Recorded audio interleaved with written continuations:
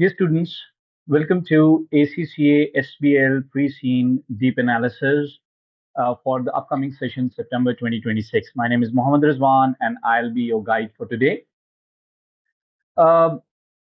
इस सेशन में मैं कोशिश करूंगा कि इंग्लिश और उर्दू दोनों languages Hindi so to speak use करूं क्योंकि बहुत सारे हमारे स्टूडेंट्स हैं जो कि इस रीजन में रहते हैं और उन्होंने रिक्वेस्ट की है कि ये डिस्कशन जो है वो उर्दू में भी की जाए ताकि उनको आसानी से समझ आ सके एंड आई अंडरस्टैंड के there are areas which require me to do that now as you're well aware that ACCA released करता है pre-scene 2 weeks before and it was released yesterday and today I'm recording the video. It takes a bit time to conduct this deep analysis. और मेरा तरीका ये नहीं है कि मैं सिर्फ PDF डॉक्यूमेंट आपके आगे खोल दूं और उसके ऊपर मार्किंग कर दूं. This document is going to be a very informing session for you and इसमें आपको वो चीजें मिलेंगी जो कि आपके लिए एग्जाम डे पे जब आप बैठेंगे तो आपको हर एक चीज जहन में होगी. You will have a complete background इस डॉक्यूमेंट के एनालिसिस के हवाले से. Now a very important thing to remember here is कि ये डॉक्यूमेंट जो आपको अभी मिल चुका होगा, it is better that before going through this presentation you just give it a read. Simply एक दफा रीड कर लें, उसको एनालाइज ना करें, just give it a read. There are 12 pages और जिसमें आपके पास ग्राफ चार्ट्स ये चीजें भी आती हैं, तो प्राइमरीली आप सिर्फ एक दफा रीड कर लें तो that would be better. Even if not, this has been designed in a way that you will be able to understand that very easily. However, जब ये प्रेजेंटेशन सारी खत्म हो जाती है तब आपने एक जरूरी रीजन की वजह से वो डॉक्यूमेंट एक दफा स्टडी जरूर करना है. बिकॉज जब आप एग्जाम के लिए बैठते हैं तो आपके पास ऑप्शन होता है to reopen pre seen and review के कोई डेटा आपको चाहिए हो, कोई पॉइंट आपके जहन में हो लेकिन उसका स्पेसिफिक सेंटेंस आपको चाहिए हो, कोई स्पेसिफिक नंबर आपको चाहिए हो, तो आप प्री सीन में ढूंढ सकते हैं. But the point there is that कि वो उन 12 पेजेस में आपको घूमना ना पड़े कि वो वाला पॉइंट कहां पर था. सो उस नियत से आपने एटलीस्ट एक दफा you have to go through the document so that it is in your mind कि हाँ भाई, सपोज रिस्क एनालिसिस है, रिस्क रजिस्टर है तो फलां पेज पे है, केपीआईज हैं तो फलां पेज पे हैं, so that you have an awareness of that ताकि एग्जाम डे पे आपको मसला ना हो. Other than that this presentation and इसके बाद आपको साथ में इसकी डाउनलोडेबल वर्जन पीडीएफ भी मिल जाएगा. This will be enough for you to have a complete thorough analysis of the pre seen document. So let's get started with it. The first point is that कैसे हमने इसको यूज करना है. Remember, this resource is a deep analysis. It's a deep analysis. इसका purpose ये preparation tool है, ये रट्टे का कोई टेक्निक नहीं है आपके लिए. At SBL level, we do not expect, or the examiner does not expect the students to reproduce or just throw up, vomit all the knowledge that he has acquired throughout the course. ये purpose ही नहीं है. Similarly, इस discussion का भी purpose ये नहीं है कि ये आपसे कोई मैं आपको कुछ question, I will be discussing different areas जो कि पॉसिबली टेस्ट होंगे एग्जाम में, लेकिन इसका बिल्कुल हरगिज ये मतलब नहीं है कि आप इसको रटा कर लें. Just try to grasp the main concepts out of it. Now, how are we going to use it? Number one, every claim labeled as fact, it will be stated in the pre-scene document. What we do, हम उससे inference निकालते हैं, which will be reasonably supported with different frameworks, and then we will also study the exam angle. कि भाई एक plausible uncertain area कि जिसकी relevance इससे निकले, जिसकी industry के साथ relevance हो, जिसकी हमारी organization in question, which is has per world, उसके साथ उसका कोई ना कोई link. तरतीब हमारी क्या होगी इसकी, हम ऑर्गेनाइजेशन और इंडस्ट्री, पहले मैं थोड़ा सा एक बैकग्राउंड आपको दूंगा और उसके बाद हम लोग इंडस्ट्री का डीप एनालिसिस करेंगे, फिर हम ऑर्गेनाइजेशन का डीप एनालिसिस करेंगे, उसके बाद हम देखेंगे डिफरेंट फ्रेमवर्क्स जो कि सूटेबली आपको काम आएंगे, जैसे पेस्टेल एनालिसिस है, पोर्टर्स एनालिसिस है, वैल्यू चेन है, स्वॉट एनालिसिस है. ये मैं आपके साथ कंडक्ट करूंगा प्रोवाइडेड जो भी इंफॉर्मेशन हमें इस डॉक्यूमेंट के अंदर अवेलेबल है. Then starts the most important area the red flags, what are the areas जिनके ऊपर आपको बहुत ज्यादा अलर्ट रहने की जरूरत होगी थ्रू आउट द एग्जामिनेशन, और सिलेबस मैपिंग क्या होगी, और उस मतलब कौन कौन से एरियाज हम सिलेबस में देख रहे हैं कि those could be tested. Exam techniques के ऊपर मैं बात करूंगा और अल्टीमेटली कुछ आपको रिविजन टूल्स दूंगा ना। एंड में आपके पास कुछ इसकी समरी सॉर्ट ऑफ चीजें भी मौजूद होंगी जिसको मैं सजेस्ट करूंगा कि अगर आप प्रिंट करके अपने पास कहीं पर रख लें, और एग्जाम के दौरान अभी जो हमारे पास ऑलमोस्ट 2 वीक्स रह गए हैं, इसके अंदर उसको आप बार बार चेक करते रहें तो वो चीजें आपके जहन में बैठ जाएंगी। Again the purpose is not to have a rote learning of that just from the point of view कि इसको हमने दोबारा से लिख देना है, नहीं। वहां पे सिर्फ हमारा टाइम बचे कि ये इंफॉर्मेशन हमारे right at the spur of the moment हमें बिल्कुल याद आ जाए कि अच्छा ये वाली बात ये थी, पॉइंट ये था, रेवेन्यू डिस्कशन ये चल रही थी, मार्केट स्ट्रक्चर ये चल रहा था, मार्केट शेयर हमारा ये चल रहा था, ये आपको याद हो, आपको बार बार रेफर करने की जरूरत ना पड़े प्रीसीन को, और ये आपका टाइम बचाएगा। आपका जो काम है throughout this session, it is not to predict, don't keep guessing, just focus on the analysis, understand कि इसकी सिचुएशन क्या है, और लेटर ऑन फिर हम देखेंगे क्यों।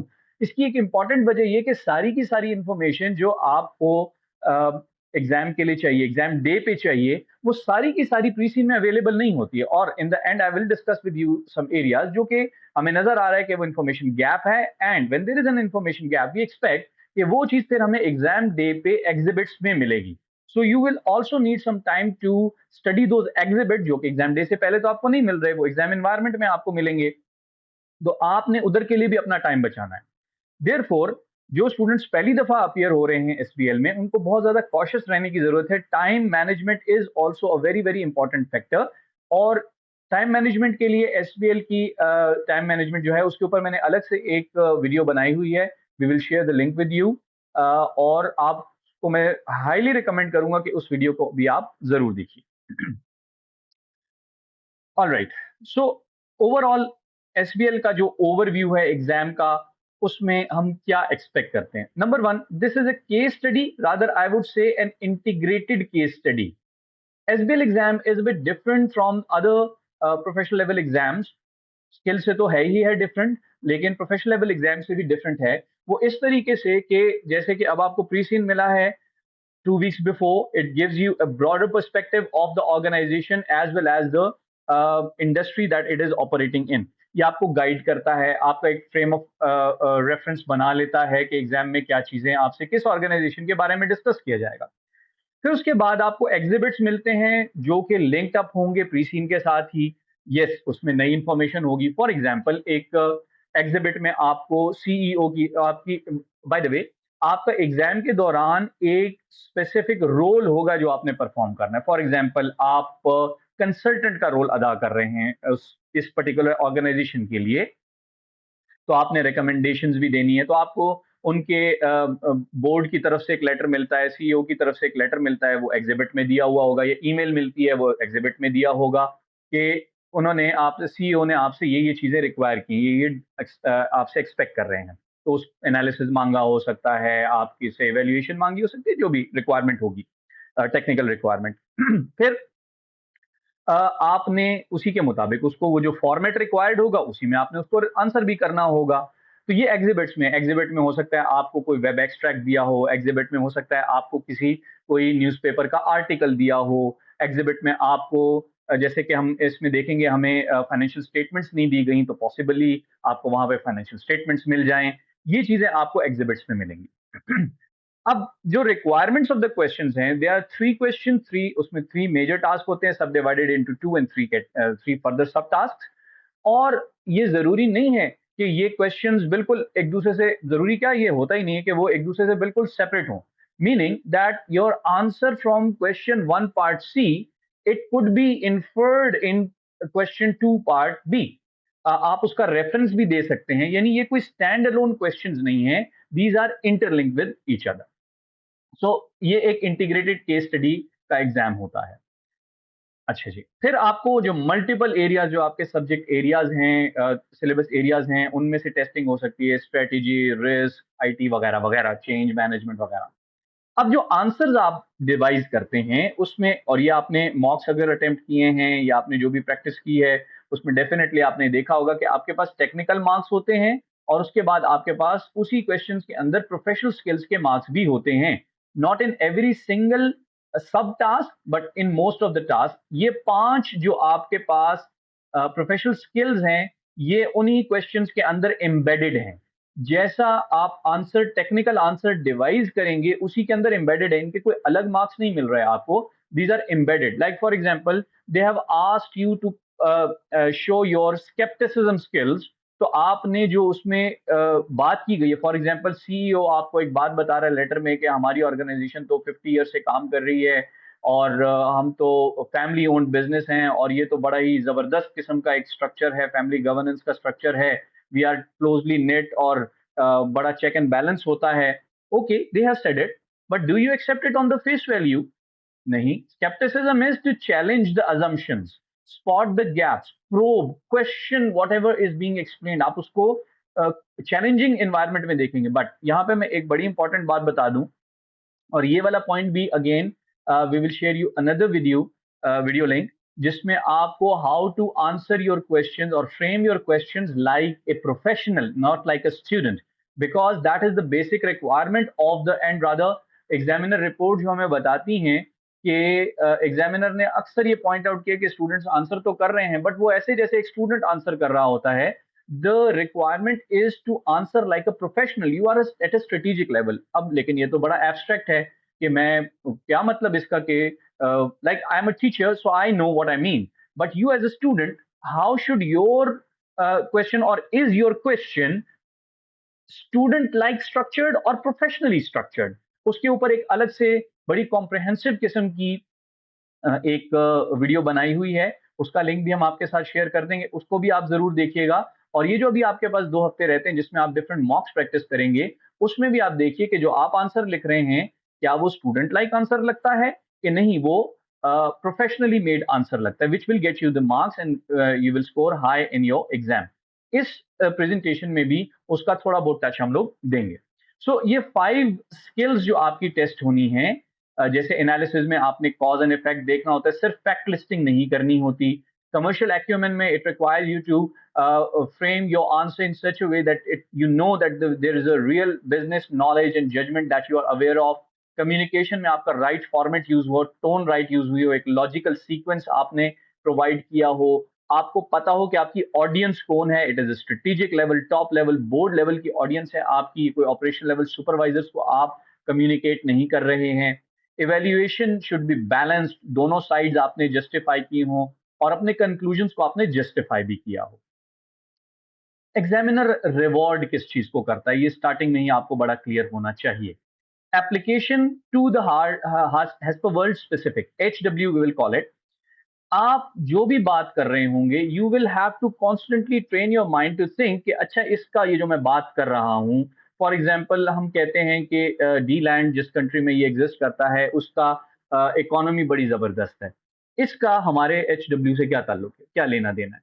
Just mentioning a fact for the sake of mentioning will not get you any marks. It is like you are taking the fact and rewriting it, even if it is in your own words, उसके कोई marks आपको नहीं मिलने वाले। दूसरा, आपने कोई generic theory भी नहीं एक्सप्लेन करनी, मेंडेलोज मैट्रिक्स ये कहता है, it is not required. Even your application of Mendelow's matrix, it does not require you to name Mendelow's matrix.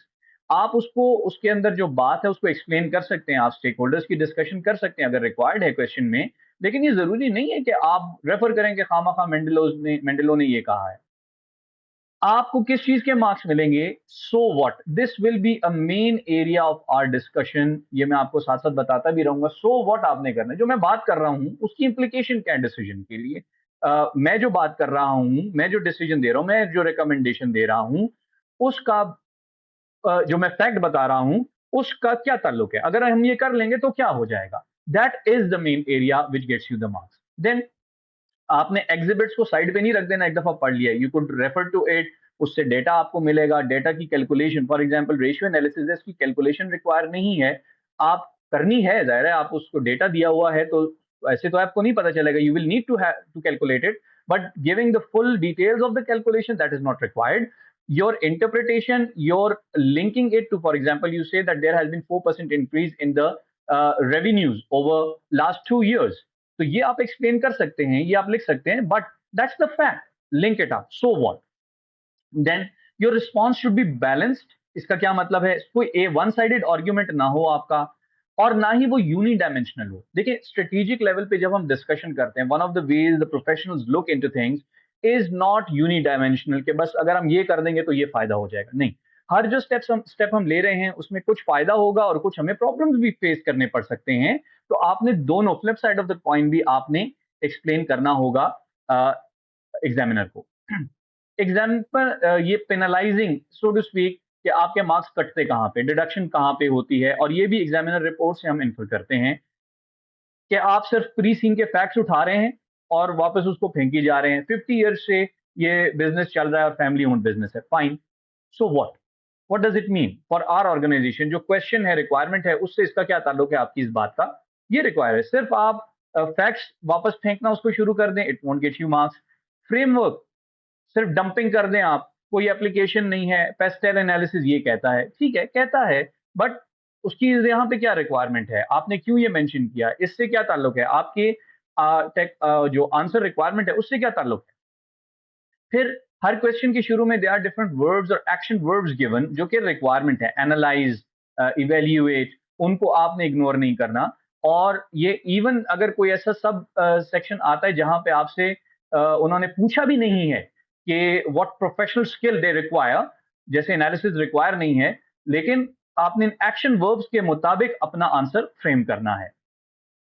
फिर अगर आप मैनेजमेंट के क्लेम्स, जो जैसे मैंने आपको कहा सीईओ ने लेटर लिखा और वो कुछ भी उसमें क्लेम कर रहे हैं, आपने अनक्रिटिकली उसको एक्सेप्ट नहीं करना। You will have to probe, question and challenge.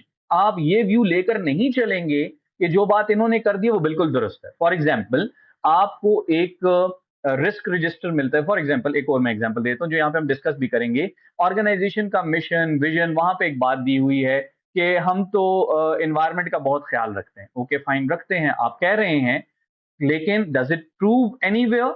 आपके गवर्नेंस स्ट्रक्चर से वो बात प्रूव हो रही है? आपकी कोई एक्टिविटीज हैं, आपने रिसेंट टाइम्स में कोई ऐसे स्टेप्स लिए हैं स्ट्रेटेजिकली, टैक्टिकली और ऑपरेशनली, जिससे हमें पता चलता है कि आप एनवायरनमेंट का बड़ा ख्याल रख रहे हैं, आप सस्टेनेबिलिटी का बड़ा ख्याल रख रहे हैं?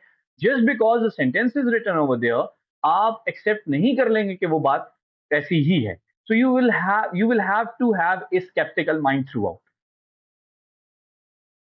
अब हम आते हैं हैस्पर वर्ल्ड के ऊपर थोड़ा सा एक ब्रॉडर पर्सपेक्टिव, क्योंकि डीपर डाइव हम थोड़ा सा देर से लगाएंगे, हम इससे पहले जरा इंडस्ट्री एनालिसिस भी करेंगे। लेकिन एक ब्रॉड आपको आइडिया हो जाए, ये जब आप उसका पहला और दूसरा पेज पढ़ते हैं तो उधर से आपको ये जनरल इंफॉर्मेशन कुछ मिल जाती है। हैस्पर वर्ल्ड है क्या? Basically it is a family owned single site theme park in the country of D land. इसको दो भाइयों ने शुरू किया 50 इयर्स अगो, और ये फैमिली ओन्ड बिजनेस ही है।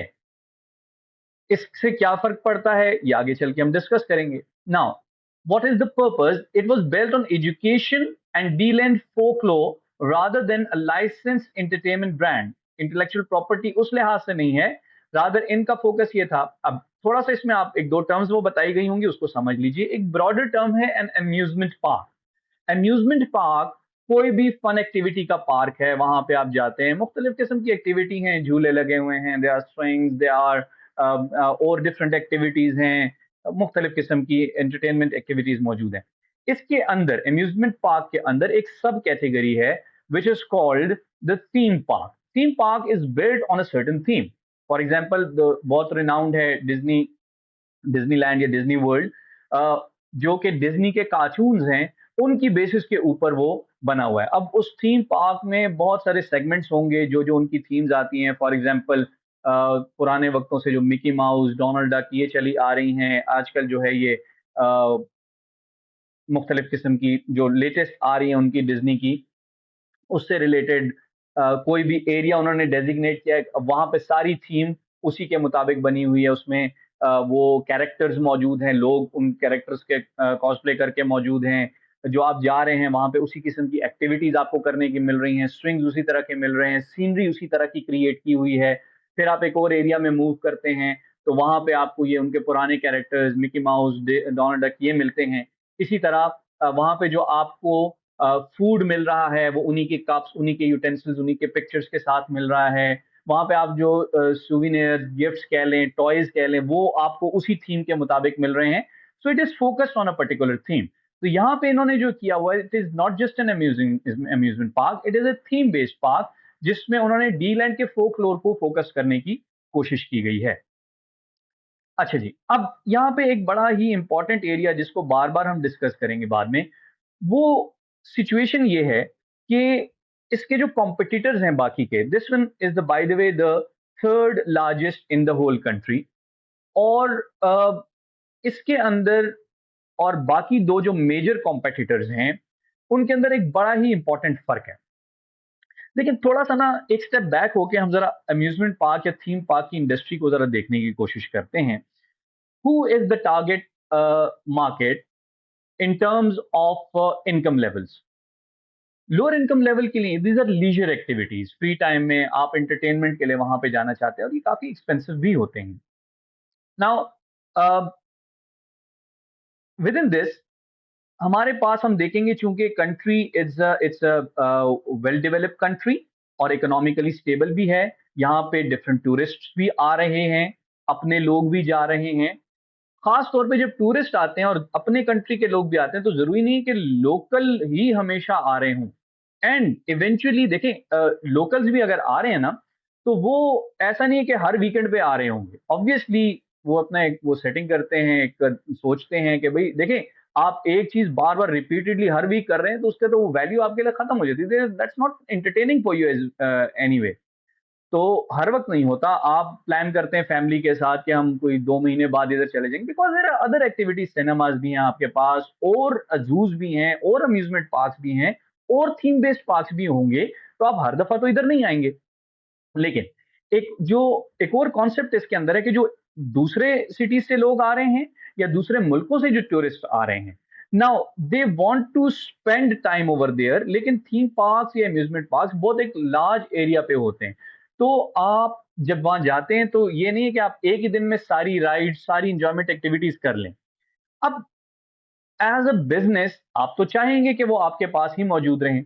अब इस चीज को, इस एंगल को बाकी 2 कॉम्पिटिटर्स या जो इंडस्ट्री चेंज आ रहा है, वो कैसे इसको कर रहे हैं कि वो अपने साथ स्टे के लिए जगह भी बना रहे हैं, होटल्स भी बना रहे हैं।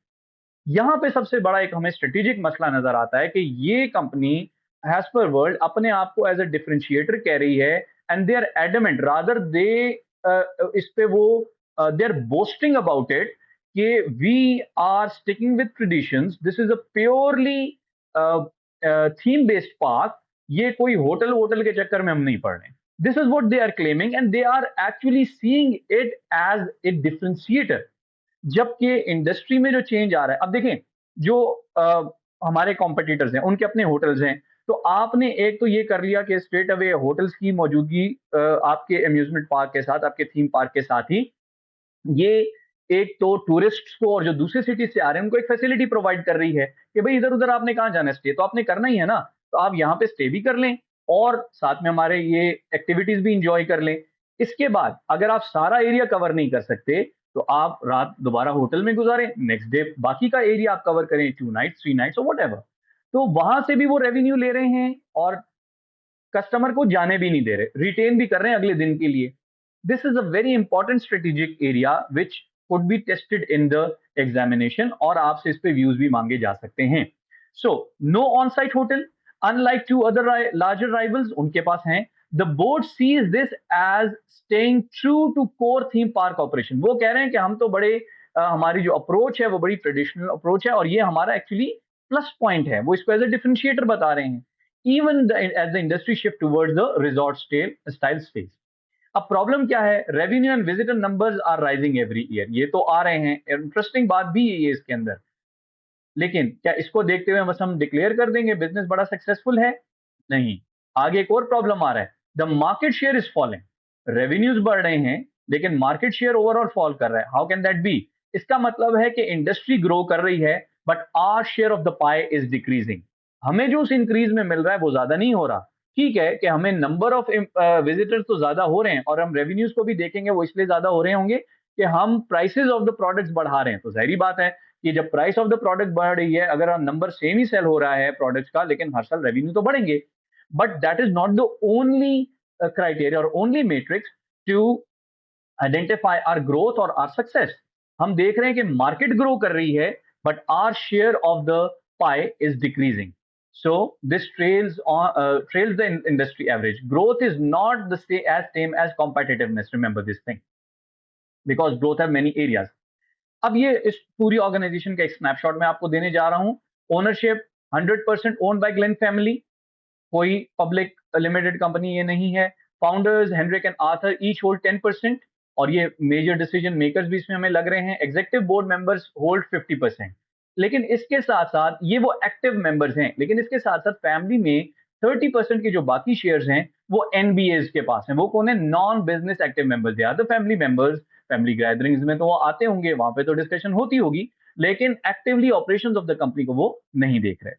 गवर्नेंस स्ट्रक्चर इनका क्या है, ये आपको वहां पर मिल जाएगा as a organogram. Arthur Glen जो है वो चेयर है, एमडी क्लॉड ग्लेन है। Board also includes finance, operations, HR and marketing and commercial activities. सारे फैमिली मेंबर्स इसके अंदर हैं। बोर्ड में सारा का सारा फैमिली मेंबर है, बाहर का कोई भी नहीं है। Why is this important? So what is here? अब आप अपने साथ सोच सकते हैं वीडियो पॉज करके कि इससे क्या फर्क पड़ता है। इससे फर्क ये पड़ता है कि you do not get the outsiders perspective. Family के अंदर जो ओन बिजनेस होता है, और ये एरिया आपके कोर्स में भी मौजूद है कि इसके प्रोज एंड कॉन्स पे आप वहां से दोबारा सा रिव्यू ले सकते हैं कि जब फैमिली ओन बिजनेस है तो उसके पॉजिटिव्स क्या हैं और उसके नेगेटिव्स क्या हैं। So keep that area in mind which could be used as a discussion point in the examination. So annual family council होती है, that includes NBA share holder as well. So यहाँ पे हमारे पास नजर नहीं आ रहा कि कोई उस तरह का एनुअल जनरल मीटिंग का कॉन्सेप्ट हो। साइट एंड एसेट्स क्या हैं? 11 रोलर कोस्टर्स हैं। इसमें आपका डी लैंड का टॉलेस्ट रोलर कोस्टर है, जिसको अभी हम एज ए स्ट्रेंथ बता सकते हैं, but it is not inimitable. दूसरे भी बना सकते हैं, कोई इम्पॉसिबल सी चीज नहीं है। इंस्टॉल्ड 4 years अगो। इसमें हमें देखना पड़ सकता है, ऑपरेशनल लेवल इश्यूज आ सकते हैं जो कि हमारे इसकी मेंटेनेंस से रिक्वायर्ड होते हैं। डार्क राइड्स, जो ऐसे एरियाज में जहां पे डार्कनेस है और वहां से वो गुजरते हैं, उसमें अंदर फर्दर सब थीम्स हो सकती हैं। ड्रॉप राइड, जो ऊपर जाके एकदम इसको झूले को छोड़ दिया जाता है, ड्रॉप किया जाता है, people get excited about it. 2 water slides हैं, 10 फ्लैट राइड्स हैं, प्ले ग्राउंड्स हैं इनके ऊपर, 2 स्क्वायर किलोमीटर्स। थीम लैंड्स हैं, for example Harper's magical mountain इसके अंदर मौजूद है। तो ये मुख्तलिफ एक आप अज्यूम करें एक बहुत बड़ा एरिया है जो कि जिसके अंदर ये सारी एक्टिविटीज आपको थीम बेस्ड मिल रही हैं। पोजीशनिंग पे हमने थोड़ी सी डिस्कशन की। कोई ऑन साइट होटल या अकोमोडेशन मौजूद नहीं है, और ये एक उनके नजदीक एक डिलिबरेट स्ट्रेटेजिक चॉइस है। It's not like they were unaware of it, they are fully aware, but they think that this is a positive on their part, framed as a differentiation on core theme park experience plus education. Workforce क्या है? 100 हमारे पास full time staff मौजूद है across ride operations, engineering, maintenance, customer service, security में, retail में, catering में, finance में। ये एक बड़ा इशू आ रहा है हमारे पास। 300 हमारे पास सीजनल वर्कर्स हैं, और इनके अंदर 80% हमारे पास जो है वो यंगस्टर्स हैं, 18 to 25। Now why is this important? क्योंकि जब आप इनको हायर करते हैं तो ट्रेनिंग का टाइम भी थोड़ा है, और ये आपके पास परमानेंट भी नहीं है, फिर ये यंगस्टर्स भी हैं। अगर कोई बहुत ज्यादा एक ड्रास्टिक सिचुएशन आ जाती है तो ये एकदम से उसको मैनेज करना इनको मुश्किल हो सकता है। So you will need to have certain supervision on them out of those 100 who are full time with you. एक और इम्पॉर्टेंट प्रॉब्लम ये है कि ये एक सीजनल टाइप की एक्टिविटी है। Majority of the activities are between March and October. नवंबर से फरवरी तक का जो टाइम पीरियड है, वहां पे इस कंट्री में रेन्स बहुत ज्यादा होती हैं, और वो स्पेशली इनके जो आउटडोर ऑपरेशंस हैं, जैसे कि रोलर कोस्टर है, वहां पे प्रॉब्लम क्रिएट करते हैं। वो टाइम ये नहीं यूटिलाइज कर सकते क्योंकि ब्रेकिंग का इशू आता है वहां पे, which could create a safety hazard. तो उस टाइम को फिर ये मेंटेनेंस के लिए यूज करते हैं। नाउ फिर इनका मिशन क्या है? Entertain, educate, excite, bring joy. Vision है to be a world leader in inspiring people through entertainment and fun, safety, planet, community, responsiveness to visitor. इन सब चीजों को आगे हम जरा स्केप्टिकली देखेंगे भी कि 50 ईयर से मौजूद हैं, तो वर्ल्ड लीडर तो छोड़ें, इस वक्त आप अपने कंट्री में भी लीडर नहीं हैं। तो इन डिफरेंट चीजों को हम लोग आगे टेस्ट करेंगे।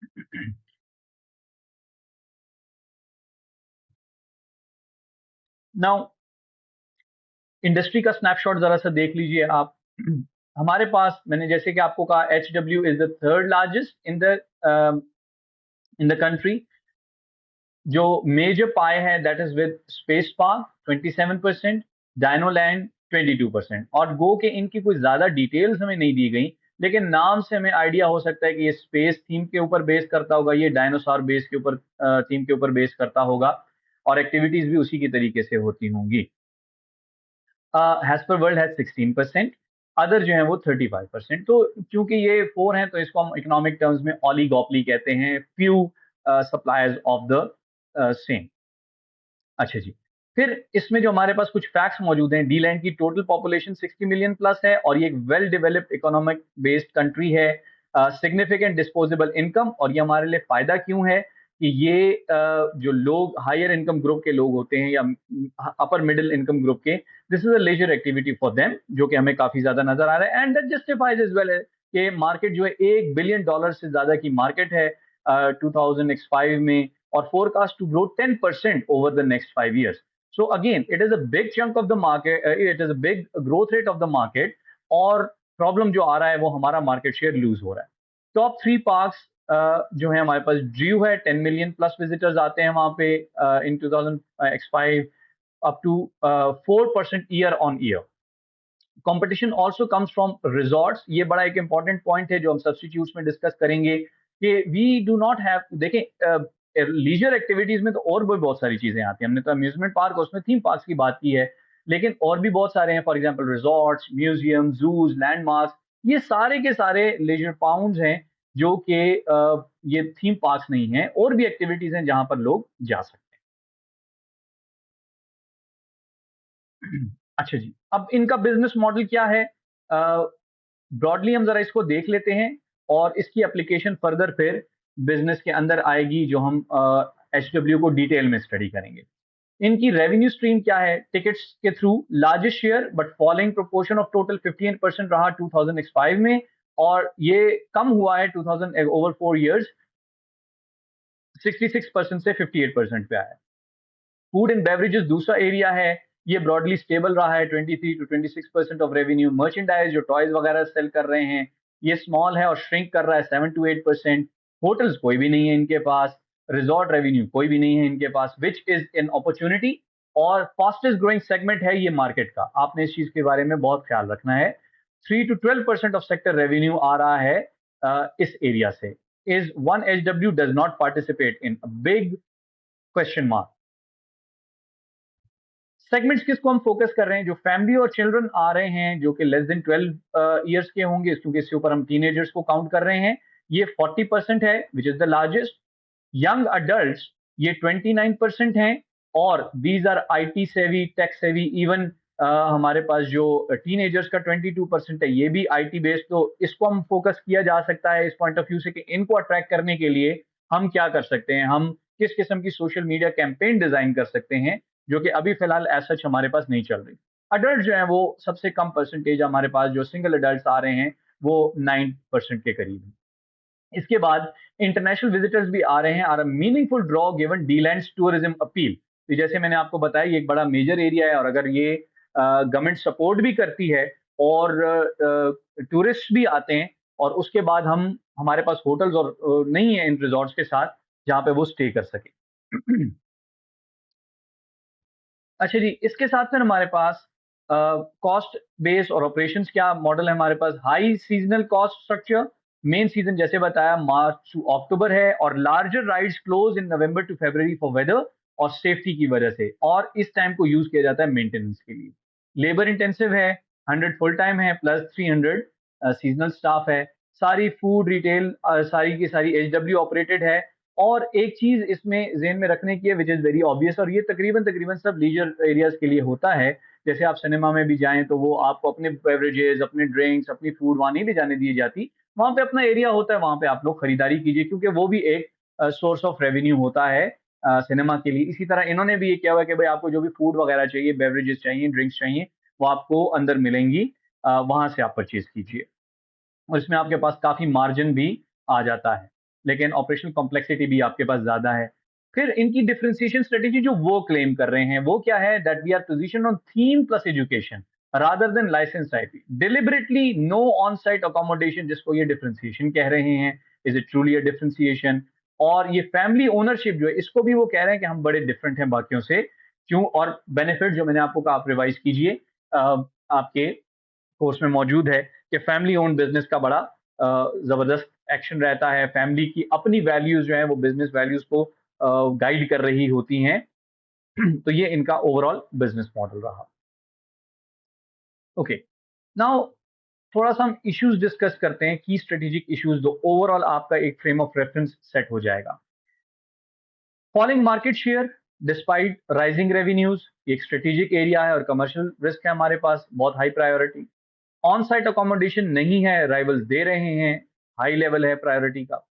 All family board with no independent और no family over non family oversight कोई भी नहीं है, पब्लिक ओवरसाइट कोई भी नहीं है इसके अंदर। ये गवर्नेंस का इशू है, बहुत हाई रिस्क है। एनबीए शेयर होल्डर्स जो हैं, ये क्वेश्चन कर रहे हैं परफॉर्मेंस को, और वो कहते हैं कोई फ्रेश आइडियाज वगैरह तो है नहीं हमारे पास। यहाँ पे हम डिफरेंट स्टेक होल्डर्स को देख सकते हैं, गवर्नेंस को देख सकते हैं, ये भी हाई रिस्क है। ग्रोथ बिलो इंडस्ट्री एवरेज है, ये भी स्ट्रेटेजिक और फाइनेंशियल रिस्क है।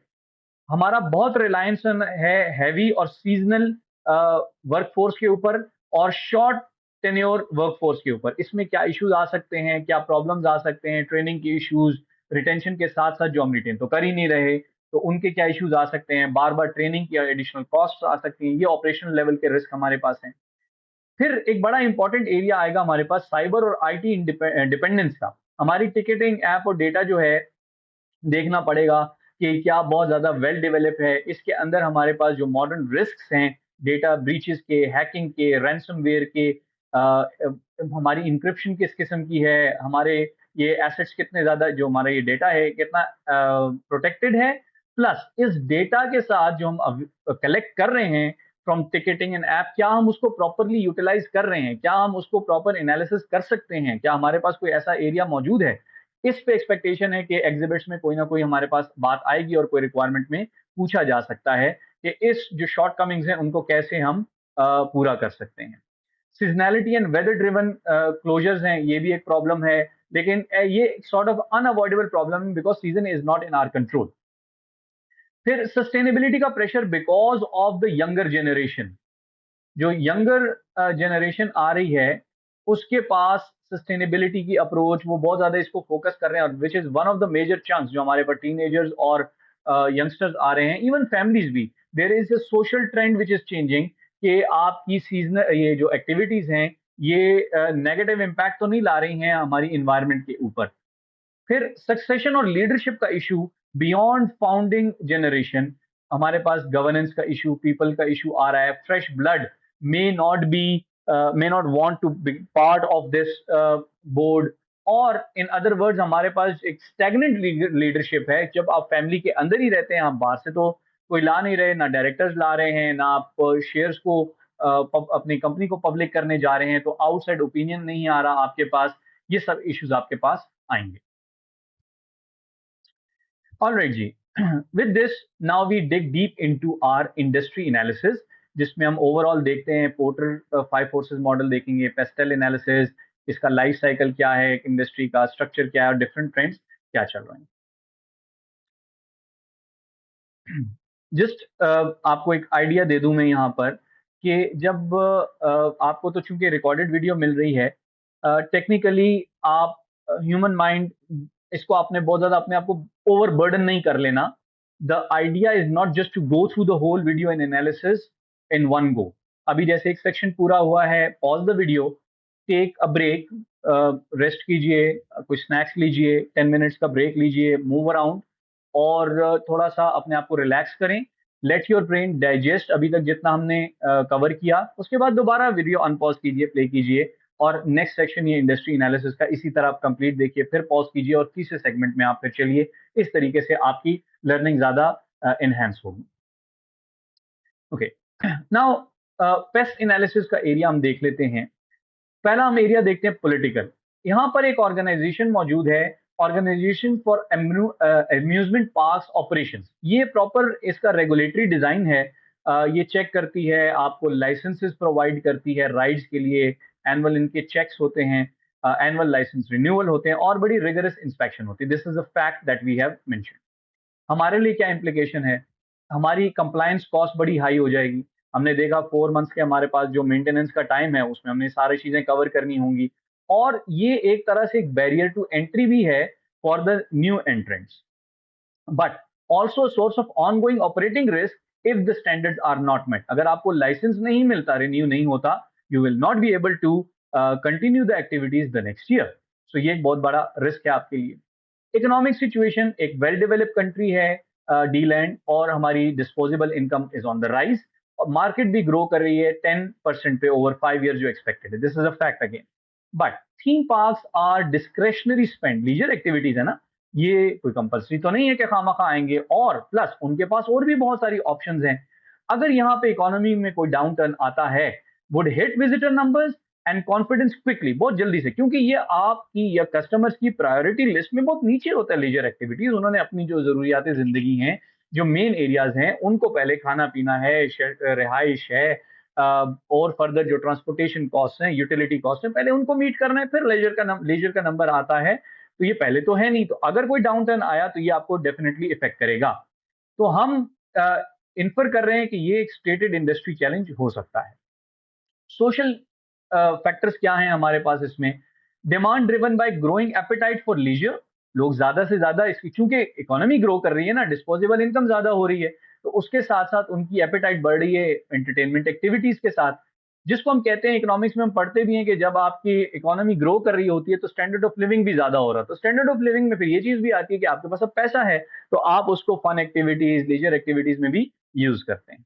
अब यंग अडल्ट जो हैं under 30 increasingly prioritize sustainability in attraction choice. अब वो देखते हैं, चॉइस करते हैं जब कि भाई हमारे पास ये तो मुख्तलिफ एक्टिविटीज हैं, and not just theme based park, rather overall जो भी लीजर एक्टिविटीज हैं, वहां पर कौन सी ऑर्गेनाइजेशन हमें कितना हद तक ये अश्योरेंस प्रोवाइड कर रही है कि वो ऑर्गेनाइजेशन के लिए, एनवायरमेंट के लिए, सॉरी, सस्टेनेबल अप्रोचेज यूज कर रहे हैं, एनवायरमेंटल फ्रेंडली हैं। फॉर एग्जांपल, अपनी डिफरेंट ऑपरेशंस को चलाने के लिए, rather than fossil fuels which costs you the environment, जो कि कार्बन फुटप्रिंट इंक्रीज करता है, उसके मुकाबले में आपको किस हद तक आप सोलर पे कन्वर्ट हुए हैं या विंड एनर्जी पे आप कन्वर्ट हुए हैं, आपकी क्या हैं कोई ऐसी activities? 53% of the visitor factor into this decision. इतना बड़ा फैक्ट है हमारे पास ये, कि ये सोशल हमें पॉइंट नजर आ रहा है। डायरेक्टली रेलेवेंट टू एच डब्ल्यूज largest future customer cohort, remember this. Then technological factor क्या है? Industry wide adoption of apps, RFID wrist bands दे रहे हैं, ताकि जब आप मूव कर रहे हो तो आपकी लोकेशन का पता हो। इसका सेफ्टी के साथ भी ताल्लुक हो सकता है कि फॉर एग्जांपल कहीं पे कोई इशू आता है, सपोज कोई छोटा बच्चा है, उसको कोई प्रॉब्लम आता है, तो फौरन आरएफआईडी बैंड के जरिए चेक हो सकता है, जैसे उसका बीपी लो हो रहा है, हाई हो रहा है, या उसके ऊपर ही कोई ऑप्शन आपने दिया, उसको इमरजेंसी में क्लिक करें, बच्चा कहीं गुम हो गया है, उस पर आप क्लिक करें। ये यानी जब आप आईटी बेस्ड उसके ऊपर जाते हैं टेक्नोलॉजिकल पे, तो आपका तो होराइजन बहुत बढ़ जाता है। मुख्तलिफ किस्म की एक्टिविटीज, बेनिफिट्स उसमें आप प्रेजेंट कर सकते हैं। फिर इसमें वो पर्सनलाइजेशन आपको दे रहे हैं, वीआर और एआर, वर्चुअल रियलिटी और आर्टिफिशियल ऑगमेंटेड रियलिटी, सॉरी, ये मुख्तलिफ ऑर्गेनाइजेशन प्रोवाइड कर रही हैं। किस हद तक कर रही हैं, इस पर डिस्कशन हो सकती है। अब ये क्या है? वर्चुअल रियलिटी, आपको गॉगल्स दे देते हैं, आप उस सीट पे बैठे हुए हैं, वो सीट भी मूव कर रही है और आपको एज ए एक वीडियो नजर आ रही है, और you feel as if you are part of that reality. Augmented reality is कि आपको जो रियल वर्ल्ड है वो भी मौजूद है, लेकिन आपको जो गॉगल्स दी गई हैं उसके अंदर देखते हुए आपको लगता है कि भाई it superimposes the virtual reality over the actual reality।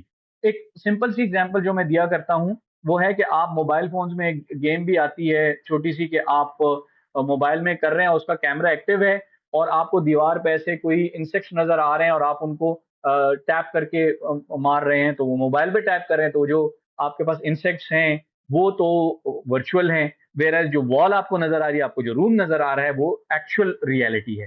तो ये भी एक बड़ा इंटरटेनिंग इमर्सिव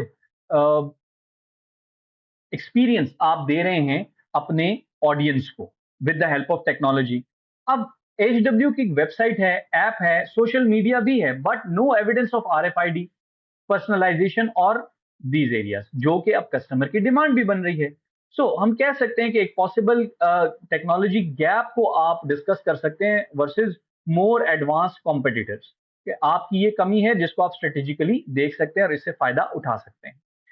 इन्वायरमेंटल एरियाज में हम क्या देखते हैं, क्लाइमेट चेंज हो रहा है, ये अफेक्ट करता है वेदर पैटर्न्स को, दैट इज अगेन ग्लोबली चल ही रहा है, heavy rains already forces seasonal rides closure, इस एरिया में तो हम क्लोज होता ही होता है। फिर सस्टेनेबिलिटी इन्वेस्टमेंट सोलर पे, रिसाइकलिंग पे, in industry wide pressure but capital intensive है ये। Tension with a family owned park funding capacity, हमने ये इन्फर इससे किया कि चूंकि कैपिटल इंटेंसिव है और हम तो पब्लिक लिमिटेड कंपनी है नहीं, तो फैमिली इन्वेस्टमेंट तो लिमिटेड होगी। सो इस पॉइंट को हम यूज कर सकते हैं if there is a requirement for us to suggest whether we should go public और नॉट। लीगल एरियाज में एनुअल रीलाइसेंसिंग है और इंस्पेक्शन है ओएफओ के जरिए। Safety food and hygiene compliance obligation, ये फैक्ट है। इससे हम क्या और एक और क्या हमारे पास क्या फैक्ट है, डेटा प्रोटेक्शन एक्सपोजर, जो कि आपने जब आप ये यूज कर रहे हैं अपनी सोशल मीडिया यूज कर रहे हैं to collect different personal data, website use कर रहे हैं, ऐप यूज कर रहे हैं टिकटिंग के लिए, तो उसमें डेफिनेटली आप अपने जो कस्टमर्स हैं उनका डेटा, प्लस आपके पास अगर अपना प्रॉपर इंफ्रास्ट्रक्चर आईटी का मौजूद है तो आपके एम्प्लॉयज का डेटा, तो इसमें आपके पास लीगल प्रोटेक्शन की सॉरी लीगल रिक्वायरमेंट है, जो कि आपने अपने एम्प्लॉयज का, कस्टमर का, ये जो भी ऑर्गेनाइजेशन का डेटा है उसको सेफ गार्ड करना होता है, उसको प्रोटेक्ट करना होता है, उसकी सिक्योरिटी करनी होती है। इसको देखा जा सकता है। Flag directly in HW's own risk report regarding loss और corruption of customer personal data, जो कि आपके पास एक multiple layers of risk create करता है, लीगल रिस्क क्रिएट करता है, फाइनेंशियल रिस्क क्रिएट करता है, रेपुटेशनल रिस्क क्रिएट करता है। ओके,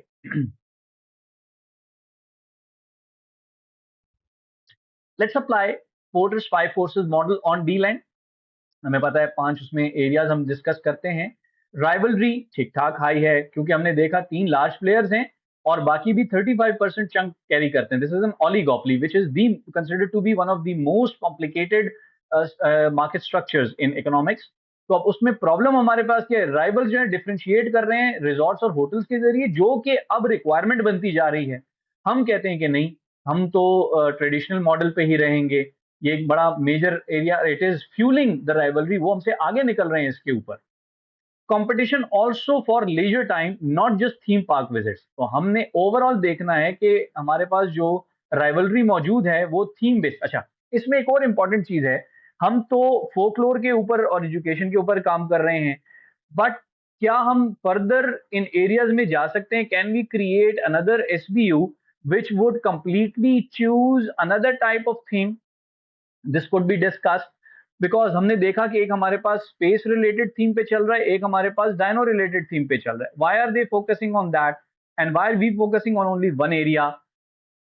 इसको देखा जा सकता है। अब न्यू एंट्रेंट्स के हवाले से हमने देखा high capital cost of rides है, जो इनिशियल कैपिटल इन्वेस्टमेंट है, आपको लैंड चाहिए, परचेज करनी है, या आपने लीज पे लेनी है, या उसकी ये जो आपको लाइसेंसिंग लेनी है, ये अच्छी खासी कैपिटल कॉस्ट है which raises the barrier to entry. इसी तरह लाइसेंसिंग एंड सेफ्टी रिजीम, ये रियल बैरियर है जो कि ऑन गोइंग कॉस्ट आपको इनकर करता है, कंप्लायंस प्लस लाइसेंसिंग कॉस्ट दोनों के लिए।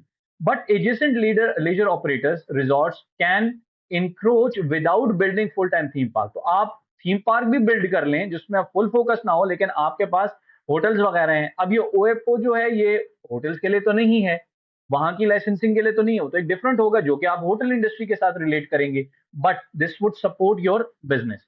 तो एंट्रेंट्स अगर इस पॉइंट ऑफ व्यू से आते हैं कि थीम पार्क हम छोटा रखते हैं, जो मैनेजेबल रखते हैं, लेकिन जो हम होटल रखेंगे वो साथ में मेजर रखेंगे, और सब्सटीट्यूट में अगर हम जाते हैं, कोस्टल रिजॉर्ट्स मौजूद हैं, म्यूजियम जूज मौजूद हैं, एक्वेरियम्स मौजूद हैं, लैंडमार्क्स हैं यहाँ पे विच compete for the same visitor spend. क्योंकि विजिटर आ रहा है लीजर एक्टिविटीज ब्रॉड एरिया के लिए, फिर वो अम्यूजमेंट पार्क्स में भी जा सकता है, लेकिन वो रिजॉर्ट्स में भी जा सकता है, वो जूज में भी जा सकता है, वो एक्वेरिया में भी जा सकता है, वो डिफरेंट लैंडमार्क्स को देखने के लिए भी जा सकता है। तो अम्यूजमेंट पार्क या थीम पार्क कोई कंपल्सरी तो है नहीं। तो ये एक बहुत इंपॉर्टेंट फैक्टर है, that's why we are considering it to be very high. क्यों हाई? क्योंकि ऑलरेडी कंट्री का जो टूरिज्म है वो भी इंक्रीज कर रहा है, कंट्री की अपनी जो इकोनॉमी है वो भी ग्रो कर रही है। तो अगर थीम पार्क साइड पर हमारे पास चैलेंजेस बहुत ज़्यादा हैं, कैपिटल कॉस्ट बहुत ज़्यादा है, तो बाकी एरियाज़ को हम कवर कर सकते हैं। सब्स्टिट्यूट्स आने के चांसेस बहुत ज़्यादा हैं। इंटरनेशनल ट्रैवल ज़्यादा हो रहे हैं, holidays as are substitute for domestic leisure day. फिर जी बायर और सप्लायर की पावर हम मॉडरेट में रख रहे हैं। क्यों जी? प्राइस सेंसिटिव फैमिलीज़ हैं, ऑनलाइन डिस्काउंटिंग मौजूद है, सीज़नल टिकट्स हैं, यूज्ड टू रिटेन देम। फिर supplier power relevant for a ride, manufacturers हैं आपके पास, टेक्नोलॉजी एंड फूड सप्लाई जो आप ले रहे हैं, लिमिटेड डिटेल यहाँ पे हमारे पास प्री सीन में मौजूद है जिसको हम इंफॉर्मेशन गैप कह रहे हैं। और जहाँ इंफॉर्मेशन गैप है मे बी एग्जिबिट्स में हमारे पास कोई इसकी डिस्कशन आ जाए। ओके, ओवरऑल जो हमारे पास लाइफ साइकिल है इंडस्ट्री का 10% फोरकास्ट हमें नजर आ रही है ग्रोथ की। और across top three parks support growth stage industry, not a mature और डिक्लाइनिंग वन, ये हमने इन्फर कर लिया। स्ट्रक्चर क्या है? कंसंट्रेटेड एट द टॉप और नीचे फ्रेगमेंटेशन है। थ्री लार्ज ऑपरेटर्स हैं, 65% market between them, the remaining 35% spread across many smaller regional parks. अब इससे हम इन्फर क्या करते हैं? There is a barrier to entry, capital जो हमने लिया, लाइसेंसिंग और लैंड, और this will protect incumbents but do not guarantee any one incumbent position. बड़े क्लोजली लिंक्ड हैं, तो हम ये कह रहे हैं कि कोई एक बहुत ज्यादा हाई ओवर नहीं जा रहा, लेकिन प्रॉब्लम ये है कि बाकी जो हमारे पास कॉम्पिटिटर्स हैं उनका ज्यादा डिटेल डेटा मौजूद नहीं है। अच्छा जी, how do we link it for so what? As growing concentrated industry rewards operators who can invest at scale. जो बड़े स्केल पे कर सकते हैं उनके लिए तो बहुत अच्छा है, जहां पे हमारे पास राइड्स हैं, होटल्स हैं, फर्दर टेक्नोलॉजीज है जो हमारे पास नहीं है। H W family funding model and single site footprint, ये दोनों बहुत इंपॉर्टेंट चीजें हैं। एक तो फैमिली ओन फंडिंग है विच इज लिमिटेड, दूसरा सिंगल फुटप्रिंट है, this may constraint our ability to keep pace और even growth. These two areas you have to keep in mind, so that if it is asked as a recommendation for going public, you could discuss it over here. Or limitations on our growth, you can discuss these. A plausible driver for shrinking market share. तो हमारा market share अगर नहीं बढ़ रहा, उसमें एक ये भी possible reason हो सकती है। इंडस्ट्री के ओवरऑल ट्रेंड्स, उनका इम्पैक्ट क्या है इंडस्ट्री पे और रिस्पॉन्सेज क्या चल रहे हैं, इसको जरा हम देख लेते हैं। डिजिटल और मोबाइल एप्स, आरएफआईडीज, पर्सनलाइजेशन यूज हो रही है। इससे इंडस्ट्री पे क्या इम्पैक्ट होता है? हमारी क्यू मैनेजमेंट, हम टिकट्स पहले से दे रहे हैं, लंबी कतारों का इंतजार नहीं करना पड़ रहा आपको।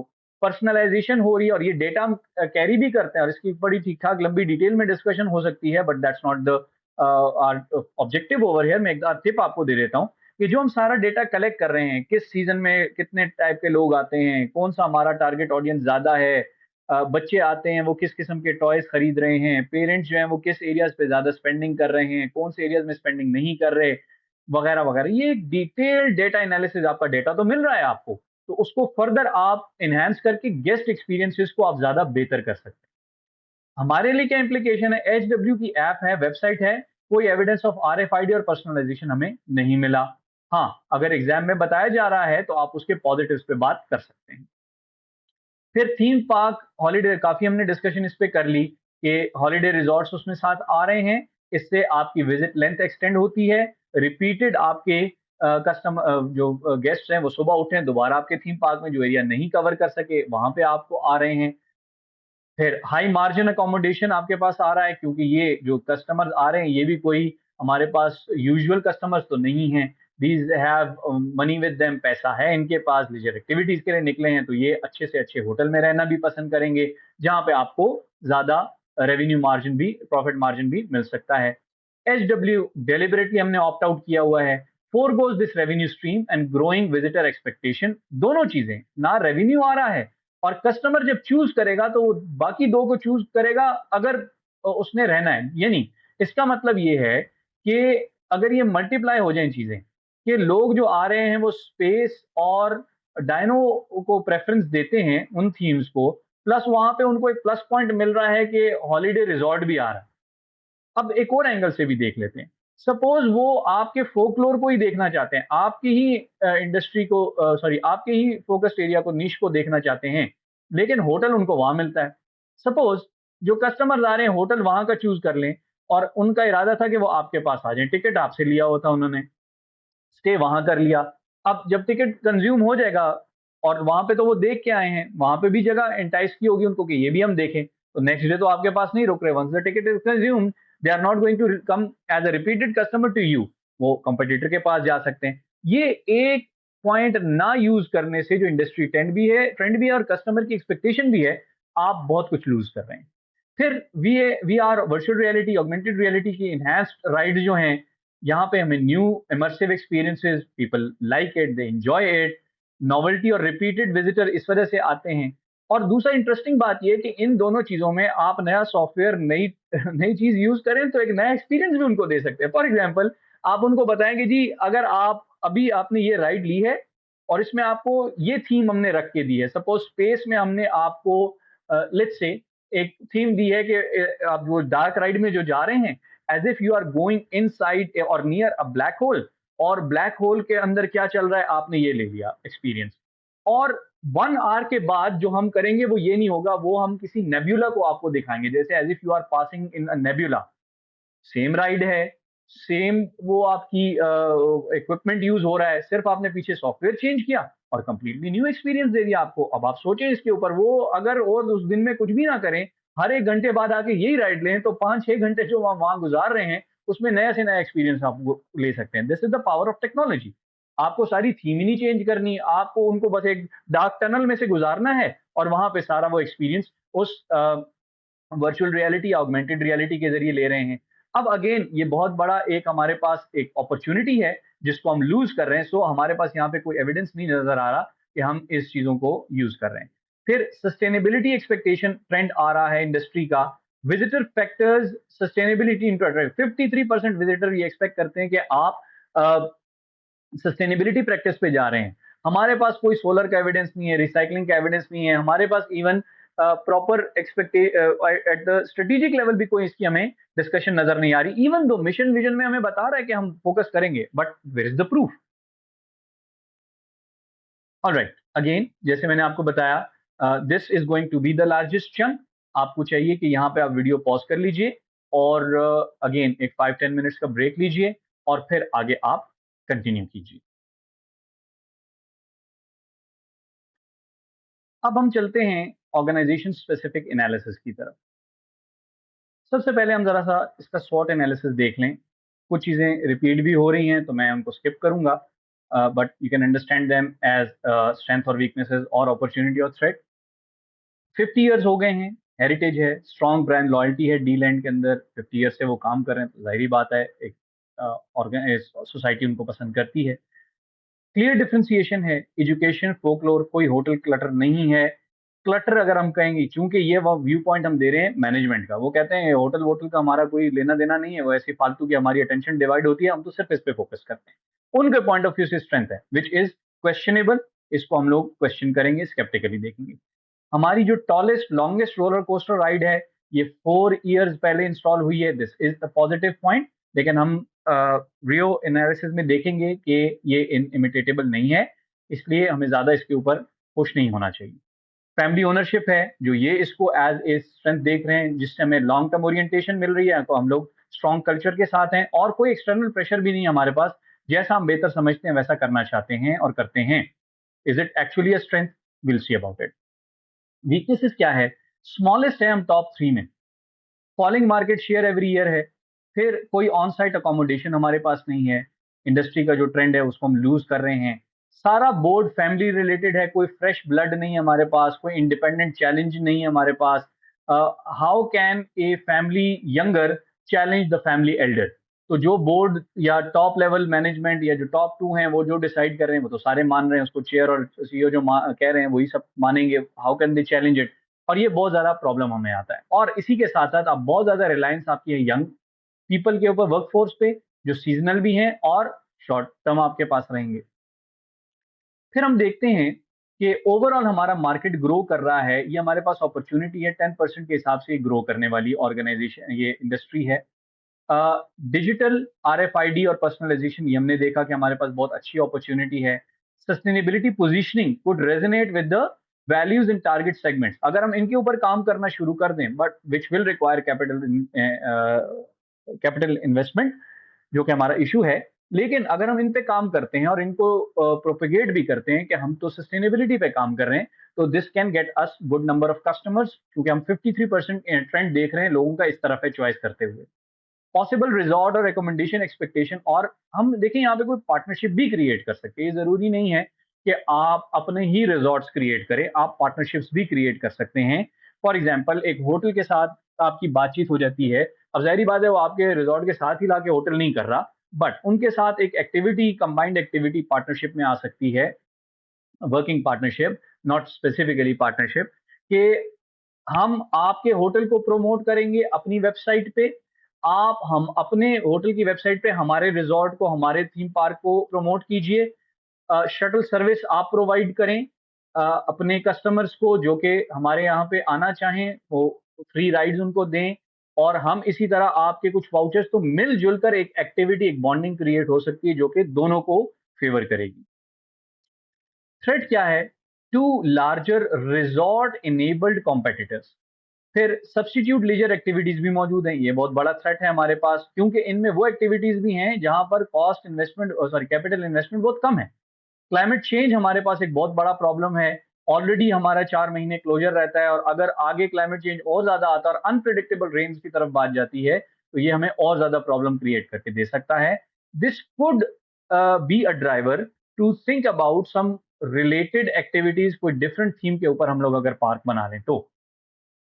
अच्छा जी, फिर cyber attacks, data loss due to booking systems और कस्टमर, ये बहुत इंपॉर्टेंट पॉइंट है, आपने ज़हन में रखना है। अच्छा जी, अब हम इन को कन्वर्ट कैसे कर सकते हैं इन एरियाज को अपनी स्ट्रेंथ्स में? पहला जी, brand heritage and differentiation to capture growing demand. For example, हम वीआर और एआर में इन्वेस्ट करें, एग्जिस्टिंग राइड्स के अंदर, देखिए राइड्स तो मौजूद हैं आपके पास, उसमें आपको सिर्फ ये वाली टेक्नोलॉजी ऐड करनी है, राइड्स इटसेल्फ में कोई आपने चेंजेस नहीं लेके आनी, जैसे कि मैंने आपको एक्सप्लेन किया पहले। फिर दूसरा, स्ट्रेंथ्स और threats, leverage family ownership, long term capital patience to invest counter cyclically in safety. दोबारा उसको कैसे सेफ्टी एरियाज में हम कर सकते हैं, technology and guest experiences, while resort rival focus capex on accommodation, वो वहां पे फोकस कर रहे हैं, आप इन एरियाज के ऊपर फोकस कीजिए। But this is a very very weak area, because अगर आपने इस ग्रोइंग मार्केट में ग्रो करना है विद डिक्रीजिंग मार्केट शेयर, आपको कैपिटल इंजेक्शन चाहिए होगा।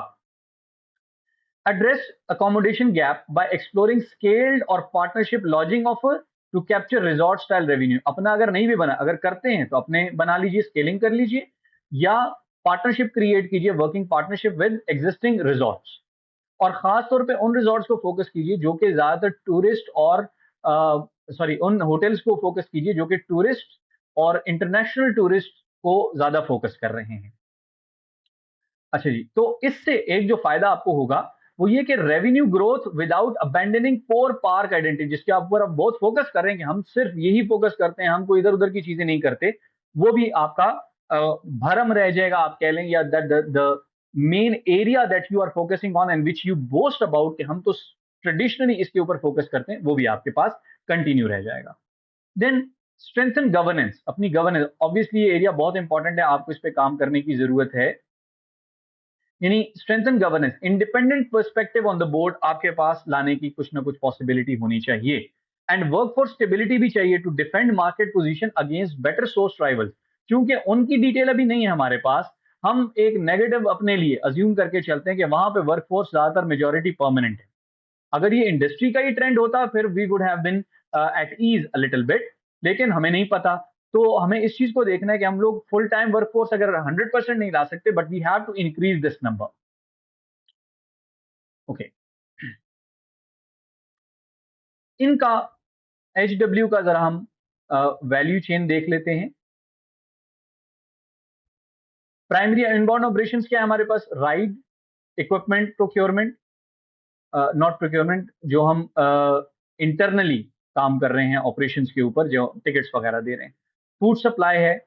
ऑपरेशंस में आपके पास control centre manages the ride status, एक सेंट्रल कंट्रोल है जो कि सारा का सारा मैनेज कर रहा है, वहां पे इक्विपमेंट लगे हुए हैं आपके पास, एज कंप्यूटिंग जिसको हम कहते हैं, आपके जो सारे डिवाइस जो राइड्स हैं उनके अंदर सेंसर्स लगे हैं और उसके बारे में सारा यहाँ पे पता चल रहा है कहीं पे अगर कोई फेलियर आता है, and which could be a compliance requirement as well. CCTV आपके जो लगे हैं उनको चेक किया जा, मॉनिटर किया जा रहा है, सेफ्टी कॉम्स को मेजर किया जा, मॉनिटर किया जा रहा है। ये आपकी अच्छी खासी एक ऑपरेशनल स्ट्रेंथ है। फिर 2 डे और longer role dependent seasonal staff training before each session, ये भी आप करते हैं, उनकी ट्रेनिंग भी करवाते हैं। ऑपरेशंस के साथ हमने इसलिए लिंक किया यहाँ पे कि ये आपको एक ऑपरेशंस में हेल्प करता है, बट अगर हम सिर्फ ट्रेनिंग की बात करें तो वो आपके पास एचआर में सेकेंडरी एक्टिविटीज में आएगा। फिर प्राइमरी में हमारी मार्केटिंग, सेल्स और सर्विस, ऑनलाइन टिकटिंग हम प्रोवाइड कर रहे हैं अपनी वेबसाइट के जरिए और ऐप के जरिए, और एडवांस बुकिंग पे हम डिस्काउंट्स भी दे रहे हैं फैमिलीज को, ग्रुप्स को और स्कूल्स को। ये बड़ा इंटरेस्टिंग एरिया है, हमने एक ऐसा एरिया फोकस किया है क्योंकि हम एजुकेशन के साथ भी रिलेट कर रहे हैं, तो हम स्कूल्स को भी फोकस कर रहे हैं। Season tickets to drive repeat visits, तो उनको भी शायद हम डिस्काउंट दे रहे हो सीजन की बेसिस के ऊपर, क्योंकि उस एरिया, उस टाइम पीरियड पे हमारे पास ओवरऑल ठीक है कि आउटसाइड जो मेन एरिया है, हमारी राइड्स हैं वो तो कम हो रही हैं, लेकिन हमारे पास और एरियाज भी तो हैं एंजॉयमेंट के, उनमें हम लोग सीजनल टिकट्स उनको दे सकते हैं जिसमें हम डिस्काउंट दे सकते हैं। हमारी कस्टमर रिलेशनशिप मैनेजमेंट या पर्सनलाइजेशन का कोई एविडेंस हमें नहीं मिला, जिसका पॉसिबल गैप है हमारे पास आरएफआईडी इनेबल्ड जो बैंड्स हैं, वो अगर हम शुरू करते हैं तो उससे हम ये गैप को कवर कर सकते हैं। हमारी सपोर्ट एक्टिविटीज में एचआर, प्रोक्योरमेंट और टेक। एचआर क्या कर रहा है, रिक्रूट कर रहा है 300 को सीजनल स्टाफ को, और ये हमारे पास एक रिकरिंग एफर्ट है, हर साल हमें ये करना पड़ेगा। अगर हम जल्दी करेंगे ठीक है कि 8 महीने के लिए है, लेकिन शुरू में हम, और उनको हम रिटेन करना भी तो हमारे लिए कोई 100% गारंटीड नहीं, हमको इनको फुल टाइम एम्प्लॉय तो रख नहीं रहे। If they get a better opportunity somewhere else, they will leave even to the competitors. फिर टेक्नोलॉजी, हमारे पास जो है वेबसाइट, ऐप, सोशल मीडिया, कोई evidence of advance data analytics, जैसे मैंने आपको पहले बताया, ये हमारी एक बड़ी स्ट्रांग वीकनेस भी है, एक बड़ा अच्छा हमारे पास अपॉर्चुनिटी भी है जिसको हम लोग लूज कर रहे हैं। Procurement, ride manufacturers and food supply, यहाँ पे डिटेल कोई हमारे पास प्री सीन में इनकी मौजूद नहीं है, एग्जिबिट्स में भी ये दे दें आपको। हमारे पास वैल्यू और कॉस्ट सेंटर्स क्या हैं? सेफ्टी क्रिटिकल कंट्रोल सेंटर, जो हमने कहा यहाँ पे हमारे पास मौजूद है। फिर डिफरेंशिएटेड थीम है दूसरों से, हेरिटेज ब्रांड है हमारा, एक प्रॉपर हम लोग नीश के ऊपर काम कर रहे हैं, और सीजनल रिक्रूटमेंट में हम कॉस्ट सेविंग कर रहे हैं, ट्रेनिंग साइकिल हम दे रहे हैं, उसमें हम लोग अपनी कुछ ना कुछ रिस्क को मैनेज कर रहे हैं। राइड मेंटेनेंस हो रही है इनक्लोजर मंथ्स के अंदर बिकॉज ऑफ रेन, और all outlets are self operated, कोई हम बाहर का मॉडल यूज नहीं कर रहे, किसी को हमने अलग से नहीं दिया, वो सारा रेवेन्यू भी हमारे पास आ रहा है। अच्छा जी, अब जरा हम इनकी resource capabilities which could lead to our competitive advantage, उसको हम देख लेते हैं। हमें पता है वीओ एनालिसिस में कि हम जो अपनी कैपेबिलिटी या रिसोर्स को देखते हैं, हम इन एंगल से देखते हैं कि वो वैल्यूएबल टू कस्टमर्स है या नहीं, इंडस्ट्री में वो रेयर है या नहीं, क्या उसको कॉपी किया जा सकता है या नहीं किया जा सकता, इनइमिटेबल है या नहीं, ऑर्गेनाइज हमने प्रॉपरली हमारे सिस्टम्स के साथ वो मैनेज हो रहा है कि नहीं। तो इन रिसोर्सेज और कैपेबिलिटीज को जरा हम देखते हैं। 50 इयर्स की हेरिटेज और फोकलोर है, ये हमारा एक एक रिसोर्स है हमारा। It is valuable yes, rare yes. 50 years की हेरिटेज और फोकलोर के ऊपर हम फोकस कर रहे हैं, तो 50 इयर्स प्लस फोकलोर, ये इजी टू कॉपी नहीं है, हार्ड टू कॉपी है, और it is well organise as well. ये इसकी कॉम्पिटिटिव इंप्लीकेशन क्या है, ये वो सो वॉट वाला सिचुएशन है। सस्टेन कॉम्पिटिटिव एडवांटेज है हमारे पास, एक ये जेन्युइन डिफरेंशिएटर है, लेकिन आगे उसकी एप्लीकेशन वो क्वेश्चनेबल है। Family ownership and long term culture हमारा जो है, वैल्यू है, सोसाइटी पसंद कर रही है उसको, रेयर भी है, इमिटेटेबल भी है, बाकी नहीं कर रहे। अगेन हमें नहीं पता कि बाकी ऑर्गेनाइजेशन इस वक्त किस स्ट्रक्चर के ऊपर चल रही हैं। अगर हम ये प्रॉपरली अलाइन कर लेते हैं तो ये हमारे पास ऑर्गेनाइज भी है। यहाँ पे एक पोटेंशियल सस्टेन एडवांटेज है, but only if translated into decisive investment. Currently ambiguous है क्योंकि हमारी परफॉर्मेंस स्लो चल रही है, तो इसको हम एक प्रॉपर कॉम्पिटिटिव एडवांटेज कहें या ना कहें, ये थोड़ा सा हमारे लिए ट्रिकी है। फिर हमारे पास जो एक रोलर कोस्टर हमने डिस्कस की, जो कि टॉलेस्ट है और लॉन्गेस्ट है, वो क्या है, ये इनइमिटेटेबल नहीं है क्योंकि राइवल्स भी बना सकते हैं इसको। टेम्पररी कॉम्पिटिटिव एडवांटेज है, जब तक के राइवल्स ये नहीं कर लेते तब तक। इरोड्स एज कॉम्पिटिटर, अगर कॉम्पिटिटर्स इसमें इन्वेस्ट करना शुरू कर दें तो ये हमारे लिए फिर इरोजन शुरू कर देगी, यहाँ पे कमी आ जाएगी हमारे पास। तब तक हम इससे फायदा उठा सकते हैं, और 4 ईयर से हमने किया हुआ है तो इससे फायदा उठा भी रहे हैं। ये जो एरिया है वेबसाइट्स, ऐप और सोशल मीडिया, ये एक वैल्यूएबल एरिया है। रेयर है नहीं, सब यूज कर रहे हैं। रादर ये एक इंडस्ट्री स्टैंडर्ड है, वो यूज कर रहे हैं, हम इसमें बहुत सारी चीजें यूज नहीं कर रहे। ऑर्गेनाइज्ड है, जितना पोर्शन हम यूज कर रहे हैं। Competitive partially only, not a differentiator, बल्कि जो ये आरएफआईडी पर्सनलाइजेशन है जो कि राइवल्स कर रहे हैं, हम नहीं कर रहे, उनके लिए ये कॉम्पिटिटिव एडवांटेज है, हमने यूज ही नहीं किया। It is a big opportunity for us, not just the experience for the customer, but for data analytics as well. जो हमारी सीजनल वर्कफोर्स है, ये वैल्यूएबल है, रेयर नहीं है, इनइमिटेबल नहीं है, और पार्शली ऑर्गेनाइज्ड है, क्योंकि हम उनकी 2 डे ट्रेनिंग कराते हैं और उनको लॉन्च कर देते हैं। कंपेटिटिव पैरिटी है यहाँ पे, with execution risk given scale of annual recruitment. हमने बार बार हर साल, ये रेपिटेटिव एक्टिविटी है विच वी इनकर आर कॉस्ट। ये हमारे पास एक कॉम्पिटिटिव राइवलरी बिल्कुल भी, सॉरी, कॉम्पिटिटिव एडवांटेज बिल्कुल भी नहीं है।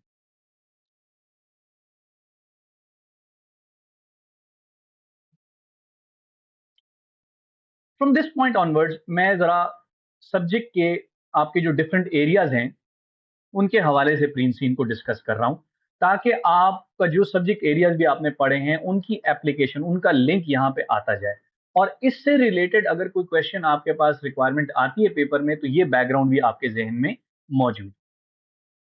पहले हम इसमें मेंडलोज पावर इंटरेस्ट मैट्रिक्स को देख लेते हैं। जो हमारे पास इस प्री सीन में डिफरेंट स्टेक होल्डर्स डिस्कस हुए हैं, वो पहले उसमें हमारे पास जो, जिनको हम अकॉर्डिंग टू मेंडेलो मैनेज क्लोजली करते हैं, वो एग्जीक्यूटिव बोर्ड है जो ग्लेन फैमिली है, 50% शेयर जिनके पास हैं, और सेट स्ट्रेटेजी एंड डायरेक्शन जो एक्टिव मेंबर्स हैं। उसके अलावा जो नॉन एक्टिव मेंबर्स हैं वो 30% हैं, और फिर बाकी भी फैमिली मेंबर्स ही हैं। फाइनेंशियल इंटरेस्ट है इनका, raise performance concern at family council, ये एक इंपॉर्टेंट पॉइंट है। इन्होंने बात की है कि भाई 30% is not a small amount, और इन्होंने बात की कि भाई ये मामला कुछ ठीक नहीं चल रही है, तो हमारा मार्केट शेयर नीचे जा रहा है।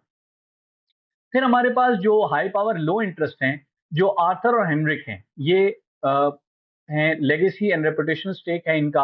Arthur remains the chair. ओएपओ जो है, जो रेगुलेटर है, इनके पास लाइसेंसिंग पावर है। लेस जो डे टू डे इंटरेस्ट है, ये ओवरऑल कंप्लायंस को ही देखते हैं। फिर हमारे पास जो लो पावर हाई इंटरेस्ट है, जिनको हमने कीप इन्फॉर्म की स्ट्रेटेजी यूज हम करते हैं, सीजनल स्टाफ है और फुल टाइम स्टाफ भी है, क्योंकि इनकी एक रेवेन्यू स्ट्रीम इनकी चल रही है। सेफ्टी और एम्प्लॉयमेंट टर्म्स हैं, लेकिन एक ओवरऑल आप एक चीज को लेकर चल रहे हैं, इसको क्वेश्चनेबल हम कह सकते हैं। इनके कंसर्न होंगे, लेकिन चूंकि वो यंगस्टर हम ले रहे हैं ज्यादातर, तो मे बी वो लॉन्ग टर्म यहाँ पे एम्प्लॉयमेंट करना भी ना चाहते हों। फिर लोकल कम्युनिटी है, stated value commitment to community engagement, हमने कहा तो है, और हम उसको किस तरीके से एंगेज करते हैं, ये भी एक बड़ा क्वेश्चन है। कि हम सोसाइटी को, लेकिन एक 50 ईयर से हम लोग यहाँ पे चल रहे हैं, और इसने कहा कि एक बड़ा अच्छा ब्रांड स्ट्रेंथ भी है हमारी, तो हम देख लेते हैं कि वो एक पॉजिटिव एरिया है। फिर रेगुलर सीजनल टिकट विजिटर जो हैं, चूंकि ये इनके पास भी डिफरेंट अपॉर्चुनिटीज हैं, और ये चूंकि एक हाई एंड एरिया है हमारे पास मार्केट का, तो उनकी पावर कम है। हाँ, इंटरेस्ट उनका काफी ज्यादा है इसके अंदर, क्योंकि लेजर एक्टिविटीज करना चाह रहे हैं। लो पावर लो इंटरेस्ट में हमारे पास one of international tourist visitor, कभी कभार ये आया करेंगे। वाइडर डील एंड पब्लिक, जो कि डायरेक्टली हमारे साथ इंगेज नहीं हो रही, लेकिन वहां पे रहते हैं, हमारे एक्शन से वो इफेक्ट तो होते हैं, तो society at large we will say यहाँ पे इस लेवल पे हमारे पास आ रही है। गवर्नेंस का एरिया जो बहुत ही इंपॉर्टेंट है, यहाँ पे फैक्ट्स को देखते हैं, साथ में इन्फ्लुएंस को भी देखते हैं। क्योंकि ऑल फैमिली बोर्ड है, every board seat, chair, MD, finance, operation, HR, marketing, commercial जो देख रहा है, held by Glen family member. There is no evidence of independent और नॉन एग्जीक्यूटिव डायरेक्टर्स, एक बहुत बड़ा क्वेश्चन मार्क है गवर्नेंस के लिए। This concentrates strategic, financial and operational decision making within one family group with no independent challenge to management's decision. It causes stagnation. क्या होता है? So what? It causes stagnation. आप एक ही लाइन में, जो कि हमें नजर भी आ रहा है, वो कह रहे हैं हम अपने ट्रेडिशन के साथ चल रहे हैं और बहुत अच्छे चल रहे हैं। A classic private family governance weakness, even where a formal code does not apply. Formal code नहीं है, लेकिन फैमिली की टाइज की वजह से आप एक स्टेगनेंट एनवायरनमेंट में रहते हैं, कोई चैलेंज करने वाला आपको नहीं है। फिर दूसरा क्या फैक्ट है, एनुअल फैमिली काउंसिल होती है, is the only forum where NBA shareholders are engage with performance and strategy and informal. पहला तो मसला ये फॉर्मल नहीं है, कोई प्रॉपर वोटिंग, कुछ डिसीजन मेकिंग नहीं हो रही। अपने व्यू पॉइंट सिर्फ दे रहे हैं, कोई प्रॉपर ऑन साइट या ऑनगोइंग बोर्ड ओवरसाइट मौजूद ही नहीं है। फिर NB shareholders have already raise concern about slowing performance and the need for fresh ideas. भाई नए आइडियाज लाओ, किस तरह लाओ ये आपसे पूछा जा सकता है। क्या हम लोग पब्लिक लिमिटेड कंपनी में चले जाए जहां पे हमें बाय गवर्नेंस रिक्वायरमेंट एनईडीज को लाना पड़ेगा, ओवरसाइट बोर्ड क्रिएट करना पड़ेगा, गवर्नेंस की रिक्वायरमेंट और ज्यादा स्ट्रिक्ट हो जाएगी, या इसी एग्जिस्टिंग बोर्ड में हम लोग कोई एनईडीज को इन्वॉल्व करें, उनके लिए क्या प्रॉब्लम्स होंगे। एक फैमिली ओन्ड बिजनेस के अंदर आते हुए चेंज मैनेजमेंट को जाहिर बात है यहाँ पे डिस्कस किया जाएगा, उसके ऊपर हम आते हैं थोड़ी देर में। What good governance would add, क्या होगा इससे, क्या फायदा, सो व्हाट, इंडिपेंडेंट पर्सपेक्टिव आएगा हमारे पास, फॉर्मल कमिटी स्ट्रक्चर हम बना सकेंगे जो यहाँ पे नहीं है, ऑडिट का, रिस्क का, clearer separation of ownership and management interest आ जाएगा, and more frequent structured reporting to all share holders and broadly stake holders आना शुरू हो जाएगा। ये उसके फायदे। रिस्क एनालिसिस पे हम थोड़ी सी बात करते हैं, क्या है रिस्क का लैंडस्केप, क्या है हमारा रिस्क रजिस्टर, क्या कह रहा है, एपेटाइट और रिस्पॉन्स क्या है। Number one, safety and security, injury to visitor, staff, sabotage attack, physical severity, ये ऑन राइड्स हो सकते हैं और हो रहे हैं। Cyber security, cyber and technology, website app failure हो सकता है, साइबर अटैक्स हो सकते हैं मुख्तलिफ किस्म के, हमारा डेटा चोरी हो सकता है, लॉस हो सकता है कस्टमर डेटा का, corruption of customer data, stealing of customer data which could lead to other risk जो मैंने पहले आपको बताया, बिजनेस रिस्क है, रेपुटेशनल रिस्क है, लीगल रिस्क है। इनोवेशन एंड कस्टमर सेटिस्फैक्शन है इसके अंदर, attraction seen as outdated, negative word of mouth या सोशल मीडिया इससे क्रिएट होता है आपका, कि अगर कस्टमर सेटिस्फाइड नहीं है, आपके पास कोई इनोवेशन तो है नहीं, तो और वो अगर उसके साथ साथ दूसरी जगह पे चले गए आपके कॉम्पिटिटर के पास, तो वहां पे कंपैरिजन भी कर रहे होंगे कि वो क्या फैसिलिटी दे रहे हैं, आप क्या फैसिलिटी नहीं दे रहे, तो उसकी वजह से भी आपको प्रॉब्लम्स क्रिएट हो सकते हैं कि वो आपको कंपेयर कर रहे हैं और नेगेटिव वर्ड ऑफ माउथ जा रहा है। कंपटीशन क्या कर रहा है जी, इंटेंस राइवलरी है। हमने देखा दो एरियाज में मेन, एक तो वो आपसे साइज में बड़े हैं, दूसरा वो इंडस्ट्री ट्रेंड्स के साथ चल रहे हैं, नेमली रिजॉर्ट्स, सॉरी होटल्स, और उसके साथ साथ आईटी की फैसिलिटीज। फिर क्लाइमेट और एनवायरनमेंट एक बड़ा हमारे पास रिस्क है, वेदर अफेक्टिंग ऑपरेशनल कंटिन्यूटी जो एग्जिस्टिंग भी है, और क्लाइमेटिक चेंजेस की वजह से फ्यूचर में भी प्रॉब्लम आ सकता है हमें। रिसोर्स कंजर्वेशन हो रही है एक्सपेक्टेशंस की, ये चाहते हैं लोग कि अब आप एनवायरनमेंट फ्रेंडली हो जाएं, ये एक बहुत बड़ा रिस्क है अगर हमारे पास, क्योंकि एविडेंस कोई नहीं है इसका। गवर्नेंस और सक्सेशन का रिस्क है हमारे पास, ऑल फैमिली बोर्ड, कोई इंडिपेंडेंट व्यू नहीं है। रिस्क रजिस्टर क्या कह रहा है जी, फैक्ट क्या है हमारे पास और उसका रिकमेंडेशन हम क्या दे रहे हैं। एचएनएस सिस्टम फेलियर हुआ, poor maintenance, sabotage, cyber attack हुआ, इससे क्या होगा, हम करना क्या चाहिए, रिड्यूस मेंटेनेंस, क्या करें, मेंटेनेंस डिसिप्लिन, ये रादर आपका जो टारा मॉडल है उसको हम अप्लाई यहाँ पे कर सकते हैं। वेपो inspection compliance, physical and cyber controls on ride system आप अप्लाई करें, ज्यादा रिगरस सिस्टम करें, अपने अपने जो आपके सिस्टम्स ऑलरेडी मॉनिटर हो रहे हैं एक सेंट्रल कंट्रोल से, उसको फर्दर एनहांस करें।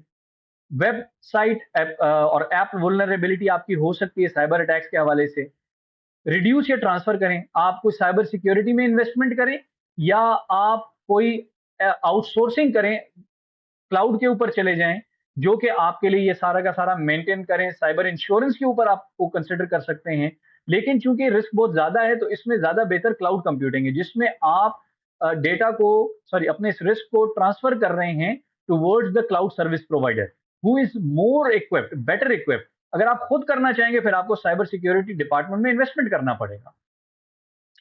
इनोवेशन ऑप्शलेंस है आपके पास, अट्रैक्शन सीन एज आउटडेटेड, कोई एग्जिस्टिंग नहीं है आपके पास चीज, राइवल्स आपके पास एआर वीआर के ऊपर जा रहे हैं, आप कुछ भी नहीं कर रहे, इसको रिड्यूस करें, अपनी इन्वेस्टमेंट करें, reduce, sorry, technology and right investment करें, इसके प्रोग्राम्स डालें, एआर वीआर के ऊपर काम करें, गेस्ट फीडबैक मॉनिटरिंग जो मैंने आपको कहा, आफ्टरवर्ड्स अगर ऐप के जरिए आप उनको कंटिन्यू करें, और जो आपके पास आरएफआईडी बैंड्स हैं उनके जरिए आपको डेटा भी मिला, इस एरिया में वो खुश थे, इस एरिया में वो खुश नहीं थे, इस एरिया में उनको ज्यादा परचेजेस की, इन चीजों की ज्यादा, उस डेटा एनालिटिक्स की बेसिस पे आप उनसे फीडबैक भी रिकमेंड कर सकते, रिक्वायर कर सकते हैं।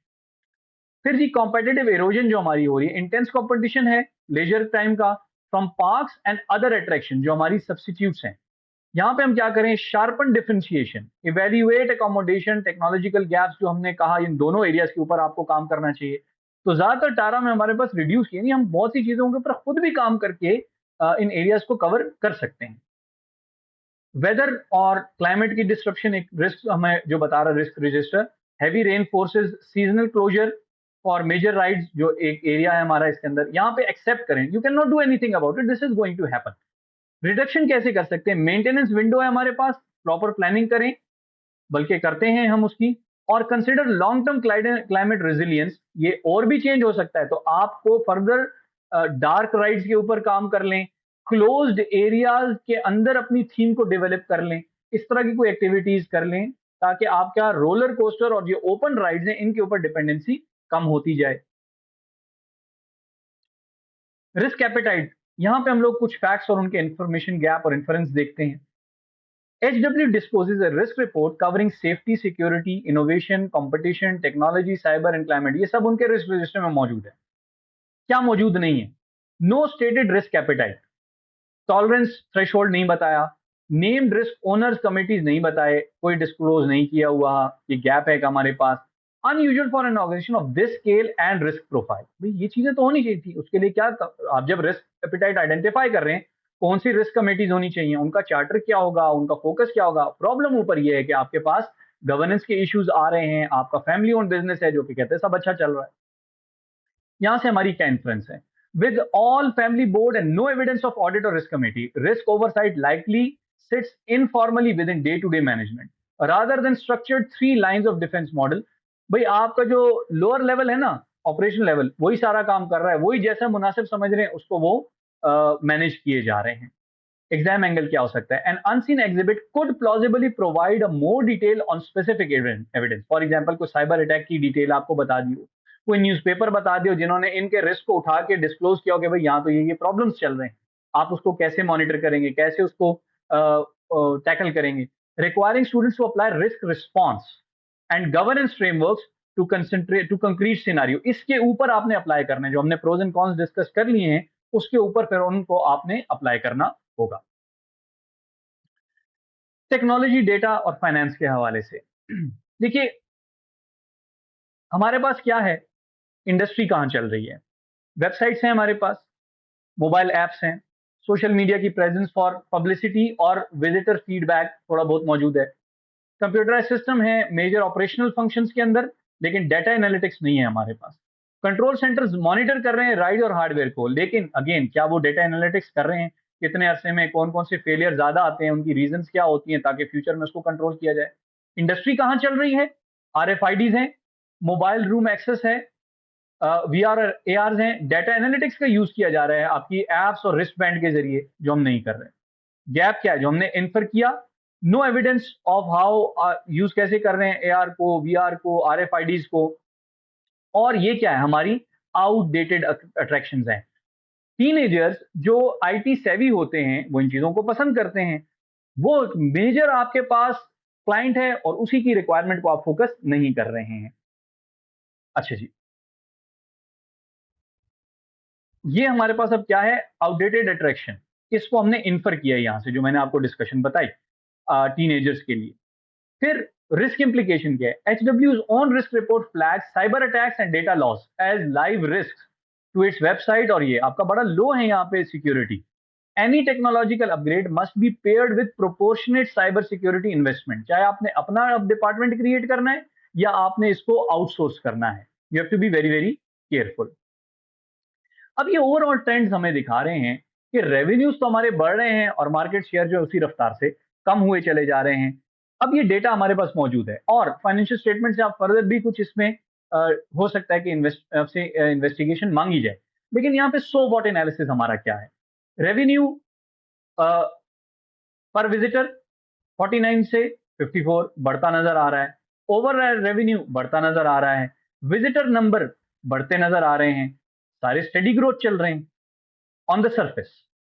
Very very important point, a growth story, यहां तक हम बड़े खुश हैं जी, ग्रोथ हो रही है जी, रेवेन्यू इंक्रीज हो रहा है। Visitor growth rate has trailed in the industry average in every single year. Its market share has fallen. Big question mark. 18.3 to 16 बहुत लूज कर लिया हमने ओवर द सेम पीरियड। और इसमें मेन मसला ये है कि मार्केट ग्रो कर रही है, यानी पाई ग्रो कर रही है और हमारा साइज रिड्यूस होता जा रहा है।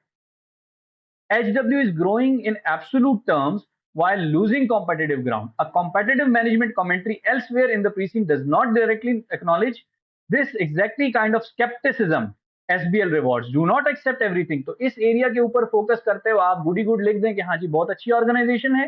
It's not like that, you have to be very sceptical about this. अच्छा जी, तो ओवरऑल जो हम देख रहे हैं कुछ चीजें हमारे पास हैं, कुछ चीजें नहीं हैं। अब ये प्री सीन नहीं बता रहा कि जो कोई कॉस्ट का मार्जिन का डेटा तो हमें दिया नहीं है उसने, तो हमें रेवेन्यू से वो प्रॉफिट में कैसे कन्वर्ट हो रहा है ये यहाँ नहीं पता चल रहा। तो इसके लिए मैंने कहा कि हो सकता है हमें फाइनेंशियल स्टेटमेंट दी। NPS tracks close to but generally at or slowly slightly below industry average across the period. Broadly satisfied customers but not a source of a competitive differentiation on its own. ये हमने infer कर लिया एक chart से। No profitability margin, cash flow नहीं है, capital expenditure नहीं है, फंड इंफॉर्मेशन नहीं बताई गई हमें। Management and students can not assess whether HW financial capacity, यहां नहीं पता चल रहा। एग्जिबिट्स में शायद हमें इसका डेटा रादर मिल जाए। फिर जी एग्जाम एंगल इसका क्या होगा?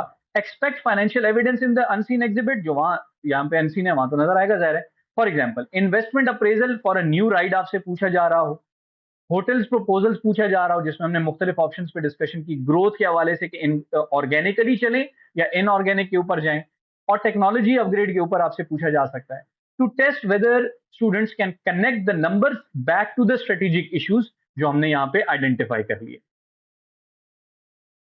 अच्छा जी, अब हम आते हैं पीपल्स एथिक्स और सस्टेनेबिलिटी के एरिया के ऊपर। वर्कफोर्स हमने डिस्कस किया काफी डिटेल के अंदर, और यहाँ पे जो मेन है जो स्टाफ हमारे पास जो हमने कहा यंगस्टर्स हैं वो 18 टू 25 इयर्स की एज के अंदर हैं, लार्जली स्टूडेंट्स हैं, टेम्पररी आपके पास आते हैं। ये बड़ी फ्लेक्सिबल वर्कफोर्स है आपके पास, इवन दो कि आपका खर्चा हर साल रिक्रूटमेंट का इनकर होता है। फिर ट्रेनिंग एंड इंडक्शन आपने करनी है, 1 to 2 डे ट्रेनिंग आपने करनी है। Ride operators require more detail training क्योंकि वहां पे सेफ्टी रेगुलेशंस रिक्वायर्ड हैं, and testing before starting. Ride supervisor are experience, ये फुल टाइम है, जो कि ठीक है कि वहां पे आपका स्टाफ जो है राइड एरियाज में और कस्टमर को सपोर्ट करने के लिए गाइड करने के लिए एज ए गाइड मौजूद है, लेकिन जो राइड सुपरवाइजर्स हैं वो एक्सपीरियंस लोग हैं। तो this is a plus sign, और ये इंटरनली प्रोमोट भी होते हैं, so they will stay long term with you, जो कि एक्सपीरियंस एक रिक्वायरमेंट भी है उस एरिया में क्योंकि सेफ्टी हैजर्ड्स हो सकते हैं। फिर जी लीडरशिप स्टाइल आपका फैमिली ओन्ड है, कंसंट्रेटेड है, लिमिटेड एक्सटर्नल पर्सपेक्टिव है आपके पास। पीपल रिस्क क्या है? हाई एनुअल और सीजनल रिक्रूटमेंट और ट्रेनिंग बर्डन, हर साल लेने भी हैं लोग और उनको ट्रेन भी आपने करना है। Consistency and safety critical training scale, ये यहाँ बड़ा मसला है कि जो नए लोग आ रहे हैं एक से दो दिन में वो कितना ट्रेनिंग कितना सिक्योरिटी प्रोटोकॉल्स को समझ लेंगे आपके। फिर सक्सेशन कोई भी नहीं है आपके पास, यही लोग मौजूद हैं, और यहाँ पे एटलीस्ट हमें कोई प्रेजेंट बताया नहीं जा रहा कि कोई यंग फैमिली मेंबर है जो कि आगे लेके चलना चाहता है और अपनी कंपनी को ज्यादा अच्छे तरीके से नए फ्रेश आइडियाज के साथ रिप्रेजेंट कर सकता है। Retention and engagement of young short tenure workforce, उनको हम रिटेन कर रहे हैं कि नहीं कर रहे, क्योंकि वो टेम्पररी हैं तो लाइकलीहुड यही है कि वो रिटेन नहीं हो रहे, अगले साल फिर देखी जाएगी, नए जो आएंगे उनके साथ देखेंगे, उनको फिर ट्रेन करेंगे हम। यहाँ पे अब आपका change management is a very very important area, जो हमने सारी डिस्कशन की है, लाइकलीहुड है कि यहाँ पे आपसे चेंज मैनेजमेंट के बारे में क्वेश्चन आ जाए। तो डिफरेंट फ्रेमवर्क्स हमें पता है कि इसके अंदर हम लोग अप्लाई कर सकते हैं। फॉर एग्जांपल लेवन का फ्रीज एंड फ्रीज का जो एरिया है वो है वो हम चेक कर सकते हैं। फॉर एग्जांपल अनफ्रीजिंग क्या होगा? A 50 year family run culture may be at hardest है। वो कहते हैं हम तो बिल्कुल ठीक चल रहे हैं और ये तो हमारा रादर चेंज क्यों करना है, ये तो हमारा सबसे बड़ा डिफरेंशिएटर है, वो तो ये कह रहे हैं, तो ये सबसे बड़ा चैलेंज होगा उनको ये कल्चर को अनफ्रीज करना। फिर heritage and the way we always done things, ये सबसे बड़ा चैलेंज आपके पास हो सकता है, ये resistance to change from within the organisation और from the top level of the organisation. जो हम कहते हैं कि जब आपने चेंज मैनेजमेंट लाना है तो चेंज स्पॉन्सर आपको टॉप लेवल से चाहिए होता है, यहाँ तो वो टॉप लेवल ही उसको रेजिस्ट करेगी। क्वार्टर के मुताबिक sense of urgency already exist among NBA, ये उनमें मौजूद है, लेकिन जो हमारे पास एक्टिव मेंबर्स है उनमें नहीं है. The challenge is converting family council concern into coalition with the executive board and translating into communicated vision. ये वाकई सब समझें कि ये चेंज हमें जरूरी है. फिर फोर्स फीड एनालिसिस आप इसमें कर सकते हैं. ड्राइविंग फोर्सेस क्या है? कॉम्पिटिटिव प्रेशर, शेयर होल्डर का कंसर्न जो एनबीए है, और मार्केट ग्रोथ, ये जो नहीं हो रही है हमारी, ये तीनों ड्राइविंग फोर्स है. वर्सेस रिस्ट्रेनिंग फोर्सेस क्या है? जो फैमिली गवर्नेंस है. कोई कैपिटल एक्सपेंड, हमारे पास एक्सपर्टीज नहीं है और कैपिटल नहीं है क्योंकि पब्लिक लिमिटेड कंपनी नहीं है. और सीजनल वर्कफोर्स कंटिन्यूटी, ये हमारे पास अपोजिंग फोर्सेस हो सकते हैं. अब एग्जाम एंगल क्या है इसका? N unseen exhibit प्रोपोजिंग a specific change. For example आपको कहें न्यू राइड के हवाले से बताएं, जैसे हमने पीछे टेक्नोलॉजिकल चेंज के बारे में कहा या मुख्तलिफ चेंजेस के बारे में, उनको अप्लाई कैसे किया जाएगा, तो यहाँ चेंज मैनेजमेंट के हवाले से बात हो सकती है. Technology roll out, accommodation projection project के बारे में बात हो सकती है कि उसको कैसे हम करेंगे. वो तो डिफरेंट ऑर्गेनाइजेशन है, उनका कल्चर, हमारा कल्चर, ये इंटरमिंगल होंगे, उसका क्या नताइज निकल सकते हैं. Is a natural vehicle for testing change model applied to this specific culture. अच्छा जी, एथिकल एंड प्रोफेशनलिज्म में हमारी value commit to visitor staff and planet community. Planet के हवाले से कोई हमें नजर तो कुछ नहीं आ रहा. No evidence is yet whether practice matches these public commitments. हो सकता है किसी एग्जिबिट में कोई बात हो रही हो. Value statement alone are not proof, remember this thing, of ethical culture. आपको सीईओ लेटर लिख रहा है कि हम तो प्लैनेट के बारे में बड़े कंसर्न हैं. Okay, be sceptical about it. And remember, along with skeptical, you still have to be professional in your writing. कि आप उसको ही नहीं कह सकते ओए गलत कह रहे हो. Not like that. The skepticism, the challenge is has to have to be very very professional as well. आप नहीं अग्री करते उससे, आप ना जानते हैं वो गलत कह रहा है, लेकिन आपका कहने का तरीका भी बड़ा प्रोफेशनल होना चाहिए. And this again I reiterate, ये पॉइंट बड़ी डिटेल में एक्सप्लेन किया गया है इन द अदर वीडियो जो कि है थिंक लाइक अ लीडर. उस लिंक आपके साथ शेयर होगा. Do watch that before your exam. Rather I would say इस वीडियो के बाद वो जरूर देखिए, ताकि जब आप अपने मॉक्स प्रैक्टिस करें तो उसमें आप उसको यूटिलाइज कर सकें. पोटेंशियल थ्रेट है आपकी ऑब्जेक्टिविटी के लिए, सेल्फ इंटरेस्ट थ्रेट है, फेमिलियरिटी थ्रेट है, फैमिली ओन बिजनेस है आपका. Family council is the only outside check, और वो भी प्योरली आउटसाइड नहीं है, और इनफॉर्मल भी है, और लेस फ्रीक्वेंट भी है. तो ये कोई बड़ा बहुत बड़ा चेक नहीं है आपके पास. यानी जो भी आप कर रहे हैं खुद ही उसको जज भी कर रहे हैं. सेल्फ रिव्यू थ्रेड भी है. Sustainability and greenwashing risk. We value planet is a stated value, but no sustainability investment नजर नहीं आ रही है हमारे पास, कोई एविडेंस नहीं है उसका. If public commitments outpace action, this is a genuine reputation and greenwashing exposure. बड़ी तेजी से चेंज आ रहा है. लोग 50+ कह रहे हैं कि आपको इसकी तरफ जाना है, ग्रीन एक्टिविटीज की तरफ जाना है, आपने एनवायरमेंट प्रोटेक्शन की तरफ जाना है, और आप अगर चेंज लाते भी हैं बड़ा स्लो है, कस्टमर तो गए आपसे. फिर विसल ब्लोइंग और conflict of interest. No evidence of whistle blowing नजर आ रहा है यहाँ पे, और conflict of interest policy disclose. However, family employment relation across board are inherent disclosed conflict of interest dynamic to be alert. यहाँ पे आपको बड़ा ख्याल रखना है. फैमिली मेंबर जो 30% तो आपके एनबीएस हैं, वो खुश ना हो तो वो भी प्रॉब्लम आपके लिए क्रिएट कर सकते हैं, at least from the whistle blowing perspective, even though ऐसा कोई एविडेंस दिया नहीं गया, अनलेस हम ये कहें कि उनका कंसर्न है. अब सब्जेक्ट एरियाज के बाद थोड़ी सी मैं आपके साथ डिस्कशन कर रहा हूं. स्केप्टिसिज्म, हमारे पास रेड फ्लैग्स और गैप्स क्या हैं इसके अंदर, और बहुत ज्यादा आपके इवैल्यूएशन और क्रिटिसिज्म का इशू बहुत स्टूडेंट्स को रहता है, इसलिए एरिया बड़ा जरूरी है. अब देखिए हमारे पास क्लेम क्या है. क्लेम है रेवेन्यू पर विजिटर बढ़ रहा है. कंट्रडिक्शन क्या है? मार्केट शेयर ग्रो कम हो रहा है. क्यों मैटर करता है? ग्रोथ. सो आपके पास भी ये लिंक जेन में होना चाहिए. एक ये क्लेम है, हमने उसको चैलेंज कैसे करना है, और ऑर्गेनाइजेशन के लिए वो मैटर क्यों करता है. ये तीन स्टेप्स आपने, हाँ, सो व्हाट वाली अप्रोच यहाँ आ रही है. We value the planet, stated value है. कोई डिस्क्लोज सस्टेनेबिलिटी रिक्वायरमेंट नहीं है, इंफॉर्मेशन नहीं है हमारे पास. और पर प्रेशर क्या है? 50+% लोग कह रहे हैं कि ये करो. क्यों मैटर करता है हमारे लिए? Risk of gap between stated values and demonstration. News article आ जाए, कहते आप ये हो, करते आप ये हो, आपकी और ज्यादा रेपुटेशन डैमेज हो जाएगी, रेपुटेशन डैमेज हो जाएगी. Board position have always been successful. यहां पे हम क्या इंप्लाई कर रहे हैं? Long family tenure. NBA share holder कह रहे हैं नहीं, हमें तो मसले हैं, आप कहते हो पूरी फैमिली एक ही पेज पे है, हम कहते नहीं है एक पेज पे, हम कह रहे हैं नए आइडियाज होने चाहिए, और वो कोई छोटे मोटे भी नहीं है, 30% है। Now preseen in self signals an internal challenge to the family governance status quo. आपको सोसाइटी से तो आ ही नहीं रहा, ये तो इंटरनल आपका इशू है। फिर HW positions no hotels as a deliberate differentiator, बड़े खुश हैं इस बात के ऊपर। इंडस्ट्री कहती है नहीं, accommodation is the fastest growing revenue stream, 3% से जंप किया 12% के ऊपर, और राइवल्स के पास है भी। क्यों मैटर करता है? क्योंकि ये हमारे पास एक differentiation and miss growth opportunity है। आप कह रहे हैं एक बात, इंडस्ट्री कह रही है दूसरी बात। Are two sides of the same decision, evaluation not automatic acceptance is required. Risk report cites intense competition and innovation risk, कोई corresponding disclosure of a technology और इन्वेस्टमेंट प्लान नजर नहीं आ रहा हमें इसको एड्रेस करने के लिए। अ named risk without visible mitigation plan is worth probing further. और चेक करें इसको, भाई आप कह तो रहे हो, लेकिन फिर क्या आपने उसके लिए कोई एक्टिविटी की है? आपका रिस्क रजिस्टर कह रहा है ये मसला हो गया, how did you evaluate it, how did you analyse it further, what did you do to cover it so that it doesn't happen in the future. आपने उसको कौन से कंट्रोल्स, कोई आपने डिटेक्टिव कंट्रोल्स अप्लाई किए, कोई आपने कमेटी बनाई, कोई आपने करेक्टिव कंट्रोल्स बनाए इसके लिए?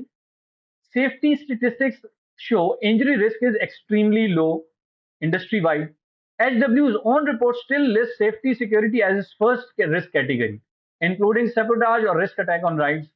फिर इसका क्या मतलब, क्यों हमारे लिए मैटर करता है? Low historical incidences does not eliminate risk exposure, don't let a reassuring industry static dampen appropriate scepticism. आपको इंडस्ट्री कह रही है वो कुछ नहीं है तो बहुत कम है, क्यों भाई? वो पूरी इंडस्ट्री को देख रहे हैं एज अ होल, वहां पे रिस्क कम है, इसका ये मतलब तो नहीं है कि आप भी उसको भूल जाएं, आपके लिए रिस्क स्टिल वो बहुत ज्यादा है। प्रीसीन क्या नहीं बता रहा आपको, इसको आपने ज़हन में रखना है। जो हमने कहा हमारे पास कोई फाइनेंशियल डेटा एज सच नहीं बताया गया, कैपेसिटी यूटिलाइजेशन नहीं बताई गई। हम क्यों नहीं, यहाँ पे क्यों मैटर करता है? Can not assess whether revenue growth is profitable growth और whether HW can fund a technology accommodation response. Need this is needed, capacity utilisation और cost per visitor needed to जज ऑपरेशनल एफिशिएंसी, हमें नहीं पता चल रहा है यहाँ पे। Whether visitor growth is training capacity. फिर स्टाफ टर्नओवर रिटेंशन डेटा, हमें इतना पता है कि सीजनल वर्कफोर्स है, लेकिन फर्दर डिटेल नहीं है। कॉम्पिटिटर की स्ट्रेटेजी और इन्वेस्टमेंट डिटेल नहीं है, वो कि हमें ये पता है कि वो लार्जेस्ट है, हम या हमसे लार्जर हैं। Named risk owners, risk appetite committee structure नहीं है, इससे हमने असेस करना है कि रिस्क ओवरसाइट हमारी कैसी है। आईटी इन्वेस्टमेंट प्लान्स को हमें टेक्नोलॉजी के नजर नहीं आ रहे, हमें नहीं जज कर सकते वेदर इनोवेशन रिस्क हमारे पास नेम कितना है, एक्टिवली मैनेज हो रहा है नहीं हो रहा, हमारे क्या फ्यूचर प्लान्स हैं। और यही सारे एरियाज हमें गाइड करते हैं towards our possible exhibits and possible areas to be tested in the syllabus. अब हम डिस्कशन करते हैं सिलेबस के फ्रेमवर्क और एग्जाम एंगल्स, थोड़ा सा मैं ज्यादा एग्जाम फोकस होने जा रहा हूँ आपके लिए। लीडरशिप के हवाले से हमने क्या क्या देखा? फैमिली की लीडरशिप है, सक्सेशन है, family succession, balancing founder legacy with the need for change, इसको हमने देखना है। गवर्नेंस के इश्यूज हमने देखे, family board, share holder tension. अच्छा, ये जो स्लाइड्स चल रही हैं इनका एक एक स्नैपशॉट लेके आप अपने पास प्रिंट करके भी लगा सकते हैं। ओवर द डेज आप इनको देखें तो आपके जहन में ये चीजें बैठती जाएंगी। स्ट्रेटेजी के हवाले से differentiation versus accommodation gap, falling market share, हम share growth, ends of metrics, those metrics देख सकते हैं। रिस्क के लिहाज से सेफ्टी, साइबर सिक्योरिटी का, कंपटीशन का रिस्क है, क्लाइमेट के रिस्क हैं, रिस्क एपेटाइट और ओनरशिप गैप्स हैं। टेक्नोलॉजी के हवाले से हमने देखा कोई डिजिटल मेच्योरिटी नहीं है हमारे पास, आरएफआईडी नहीं है हमारे पास। डिजिटल मेच्योरिटी इन कॉन्सेप्ट क्या बिल्कुल लोअर लेवल पे आपकी प्रेजेंस है आईटी के अंदर। ऑर्गेनाइजेशन कंट्रोल एंड ऑडिट, कोई हमें रिस्क कमिटीज नजर नहीं आ रही हैं। इनफॉर्मल सा एक चेक एंड बैलेंस है, वो भी फैमिली के अंदर से है। Finance in planning and decision making, KPI के ट्रेंड्स हैं, लेकिन हमारे पास फर्दर डिटेल्स कोई नहीं है फाइनेंस की इसके अंदर। सक्सेस का जो एरिया है, चेंज मैनेजमेंट का एरिया, ये बड़ा इंपॉर्टेंट एरिया है, क्योंकि हमें नजर आ रहा है कि हमें चेंज चाहिए होगा। फिर प्रोफेशनल स्किल्स और employability, every requirement is mark on analysis, ये जो 5 स्किल्स हैं ये तो इम्बेड होंगी इसके अंदर। और ये भी बेसिकली जो प्रीवियस हमारे क्वेश्चंस होते हैं ना एग्जामिनर रिपोर्ट, उसकी बेसिस पे हम लोग निकालते हैं। फिर जी पेपर पैटर्न क्या रहा है हमारे पास, इसको थोड़ा सा हम देख लेते हैं। गो के एसबीएल में एसीसी क्लियरली कहता है कि आप इसको स्पॉटिंग के लिए ना यूज करेंगे भाई, ये क्वेश्चन आएंगे, but with our experience we can give you a little bit of guidance. So basically आपने करना क्या है कि जब भी आप पढ़ते हैं तो हर एक चीज में सो व्हाट, बस ये आपके जहन में गर्दान करते रहे, ये फैक्ट है, इम्पैक्ट क्या है ऑर्गेनाइजेशन के लिए, so why does it matter. तो मैं कोई सजेशन दे रहा हूं तो ये इस ऑर्गेनाइजेशन के लिए क्यों जरूरी है।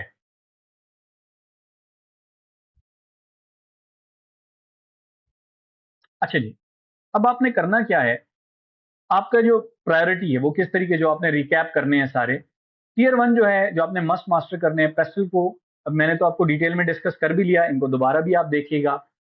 अब इसमें चूंकि एविडेंसेस हमारे पास बहुत सारे मौजूद हैं, तो PESTEL, five forces, TOWS, stakeholders का जो मेंडलोस मैट्रिक्स मैंने डिस्कस किया, टारा मॉडल, इसको अच्छे तरीके से आपने रिवाइज करना है। जो आपको अच्छी तरीके से और शुड नो वाले एरियाज हैं वो है वैल्यू चेन, रियो, एंसॉफ मैट्रिक्स, चेंज मॉडल को आप डिस्कस एक दफा दोबारा देखें, उनकी रिक्वायरमेंट, प्रोज एंड कॉन्स को देखें।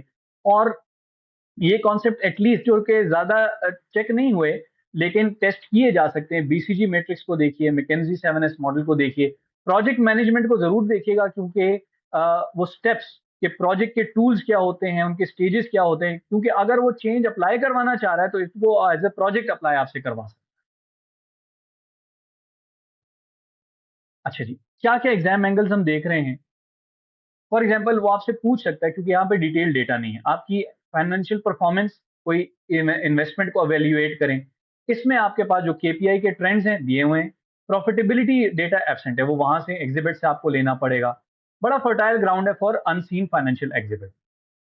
फिर इवेल्युएट एथिकल सस्टेनेबिलिटी इम्प्लीकेशंस आपसे पूछा जा सकता है, स्टेटेड वैल्यूज वर्सेस कोई एविडेंस नहीं है स्टेबिलिटी सस्टेनेबिलिटी एक्शन का, फैमिली बोर्ड के कॉन्फ्लिक्ट्स ऑफ इंटरेस्ट आपसे डिस्कस किए जा सकते हैं, इवेल्युएट टेक्नोलॉजी इन्वेस्टमेंट, कैसे हम कोई टेक्नोलॉजी के इन्वेस्टमेंट करने जा रहे हैं उसको इवेल्युएट करें या कोई प्रोजेक्ट को इवेल्युएट करके दें, clear digital maturity gap identified versus industry trend. फिर कोई प्रोपोज एक्विजिशन या पार्टनरशिप आपसे पूछी जा सकती है, क्योंकि यहाँ पे बेसिकली कोई डायरेक्ट एविडेंस नहीं दिया गया, हाँ एक नीड बताई गई है कि इंडस्ट्री की नीड है, साथ में ये बताया गया है कि हम अपने लॉन्ग टर्म कल्चर के साथ रहना चाहते हैं, हम तो सिर्फ इसी एरिया थीम के ऊपर ही फोकस करना चाहते हैं, तो ये एक पॉसिबल एंगल हो सकता है। फाइनली ये आपकी प्रिपरेशन टूल किट, इसमें दो तीन चीजें, पहले जब आप एग्जाम पे जा रहे हैं आपने रीड द एग्जाम रिक्वायरमेंट, अच्छे से इसको टाइम दीजिए, वर्ब्स आइडेंटिफाई कीजिए, रिसिपिएंट कौन है, बोर्ड है, आपका रोल क्या है वो भी, आप बोर्ड के साथ डील करने जा रहे हैं, एमडी के साथ, किसी स्पेसिफिक डायरेक्टर ने आपको क्वेश्चंस भेजे हैं, the purpose before reading the exhibit in detail. फिर select only relevant knowledge. A requirement on governance does not need to a full pastel. Bring it only the frameworks and verb in context call for. आपने frameworks आपसे नहीं पूछे जा रहे, आपसे road learning नहीं पूछी जा रही। Integrate pre-seen evidences within unseen exhibits. So combine the family board facts you already know, जितनी हमने अभी तक डिस्कशन की है वो तो आपके बैक ऑफ द माइंड है, और एग्जिबिट्स में जो दी जा रही है बात उसके साथ उसको इंटरलिंक कीजिए। मूव थ्रू नॉलेज, फिर application, analysis, evaluation, recommendation. Don't stop at description, rather I would say never stop at description. सिर्फ बता दिया कि रेवेन्यू स्ट्रीम हमारी नीचे जा रही है, आपने वैल्यूज भी दे दी, आप समझ रहे हैं मैंने बड़ा इसके अंदर उसको तो स्पेसिफिक डेटा दे दिया, that is just describing the data, उसका इम्पैक्ट क्या है, एनालिसिस मांगे, उसको फर्दर आके लेके चलें और अपनी जो ऑर्गेनाइजेशन इन क्वेश्चन उसके साथ लिंक करें, सो व्हाट, उसके ऊपर क्या इम्पैक्ट पड़ता है उसका। Avoid generic textbook answers and framework dumping. Every point should be reference something specific to Hasper's world. इन ऑर्गेनाइजेशन के साथ आपने बार बार उसको लिंक करना है। फिर अपना टाइम मैनेजमेंट को बड़ा खास तौर पे मैं दोबारा बता देता हूँ, लिंक दे दिया जाएगा आपको, उस वीडियो को भी आप जरूर देखें कि आप टाइम मैनेजमेंट कैसे कर सकते हैं। ये ओवरऑल फैक्ट्स हैं, इसका भी एक स्नैपशॉट लेके अपने पास लगा लीजिए कहीं पे, ताकि आप इसको बार बार देखें। इसका भी स्नैपशॉट लीजिए, एविडेंस बैंक आपके पास मौजूद है, उसी की कंटिन्यूएशन है ये। ये अब आपके पास एक पूरा, अगर आप बाकी कोई स्नैपशॉट्स नहीं भी लेते, आई वुड हाईली रिकमेंड कि इस पेज का आप एक प्रिंट लेके जहां पे आप स्टडी करते हैं उधर तो लगा ही लीजिए, और डेली एटलीस्ट एक दफा इसको देख लीजिए। आपके पास जहन में ये सारी इंफॉर्मेशन बैक एंड पे मौजूद होगी कि जब आप बात करेंगे तो अच्छा जी ये मेन आइडिया था इसके अंदर, ये मेन आइडिया था, ये आपके पास एक ओवरऑल मेमोरी मैप मौजूद होगा जो कि आपको बहुत ज़्यादा आगे काम देगा। चूँकि ये मैंने आपको कहा कि इसकी आप तो हम लोग पीडीएफ भी शेयर कर लेंगे, तो ये वहाँ से भी आप एक इसका प्रिंट आउट ले सकते हैं। सो फाइनल मेरी जो एडवाइस है आपके लिए, 48 आवर्स बिफोर द एग्जाम आपने जो चेकलिस्ट बनाए, ये चेकलिस्ट है, इसको देखिए, इनके क्वेश्चंस को देखिए। Can I explain in two sentences why एचडब्ल्यूज market share is falling despite rising revenue? क्या मैं एक्सप्लेन कर सकता हूँ? तो जब वहां पे मैं पेपर में इसको मेंशन करना हो कि व्हाई डज इट मैटर, मुझे पता होगा। इसी तरह ये बारीकी क्वेश्चंस भी रीड कीजिए। ये जितनी भी हमने डिस्कशन किए उसके अंदर इसके आंसर्स मौजूद हैं। इफ नीड बी इस वीडियो को 2-3 दफा देखिए। पर्पस अगेन रट्टा लगाना नहीं है, पर्पस ये है कि आपको ज़रूरत ही ना पड़े प्री सीन की तरफ दोबारा आने की, ये सारी इंफॉर्मेशन आप डाइजेस्ट कर चुके हों, आपके पास बैक एंड पे मौजूद। सो माय डियर स्टूडेंट्स, हमारा ऑब्जेक्टिव यहाँ पे टू प्रिडिक्ट द एग्जाम नहीं रहा, लेकिन गाइड करना मेरा काम था आपको। काइंडली अंडरस्टैंड कीजिए कि ये एक टॉप लेवल स्ट्रेटेजिक लेवल का पेपर है। आपसे एज अ प्रोफेशनल डिस्कशन आपसे एक्सपेक्ट की जाती है कि आप प्रोफेशनली चीज़ों को डिस्कस करेंगे। आप सिर्फ as low level skill level students या basic level student, foundation level students हाँ हाँ हूँ नहीं कर रहे। अगेन मैं बहुत हाईली रिकमेंड करूंगा कि जो वीडियो हमारी मेरी है on how to formulate your answers professionally, उसको जरूर देखें। तो आपको बड़ा क्लियरली पता चलेगा कि अच्छा मैं ये आंसर, उसमें आप पॉज भी करते जाइएगा। एक क्वेश्चन जो मैं आपको बताऊं तो उसमें पॉज कीजिए, अपना आंसर लिखें और फिर देखें कि मेरा आंसर कैसा था और प्रोफेशनल आंसर रिक्वायरमेंट कैसे होती है। इन the end I wish all of you the very best of luck when you have gone through the paper. जब आपका रिजल्ट आए, जब पेपर हो जाए, तो भी आई वुड अप्रिशिएट कि हमजा एकेडमी के थ्रू आप अपना फीडबैक शेयर कीजिए। इस वीडियो ने आपको कितना हेल्प किया। प्लस जब आपका पेपर हो जाता है और रिजल्ट सॉरी जब आपका आता है, तो काइंडली ज़रूर हमें अपनी अचीवमेंट के बारे में बताइएगा। We will be happy teachers. हमारा और कुछ नहीं होता, हम स्टूडेंट्स जो हैं जब अच्छे मार्क्स अचीव कर लेते हैं, पास हो जाते हैं, तो यही हमारी खुशी होती है कि जब वो हमें रिस्पॉन्ड एटलीस्ट कर देते हैं। With that I will end the discussion. Thank you very much, take care and good luck to you all.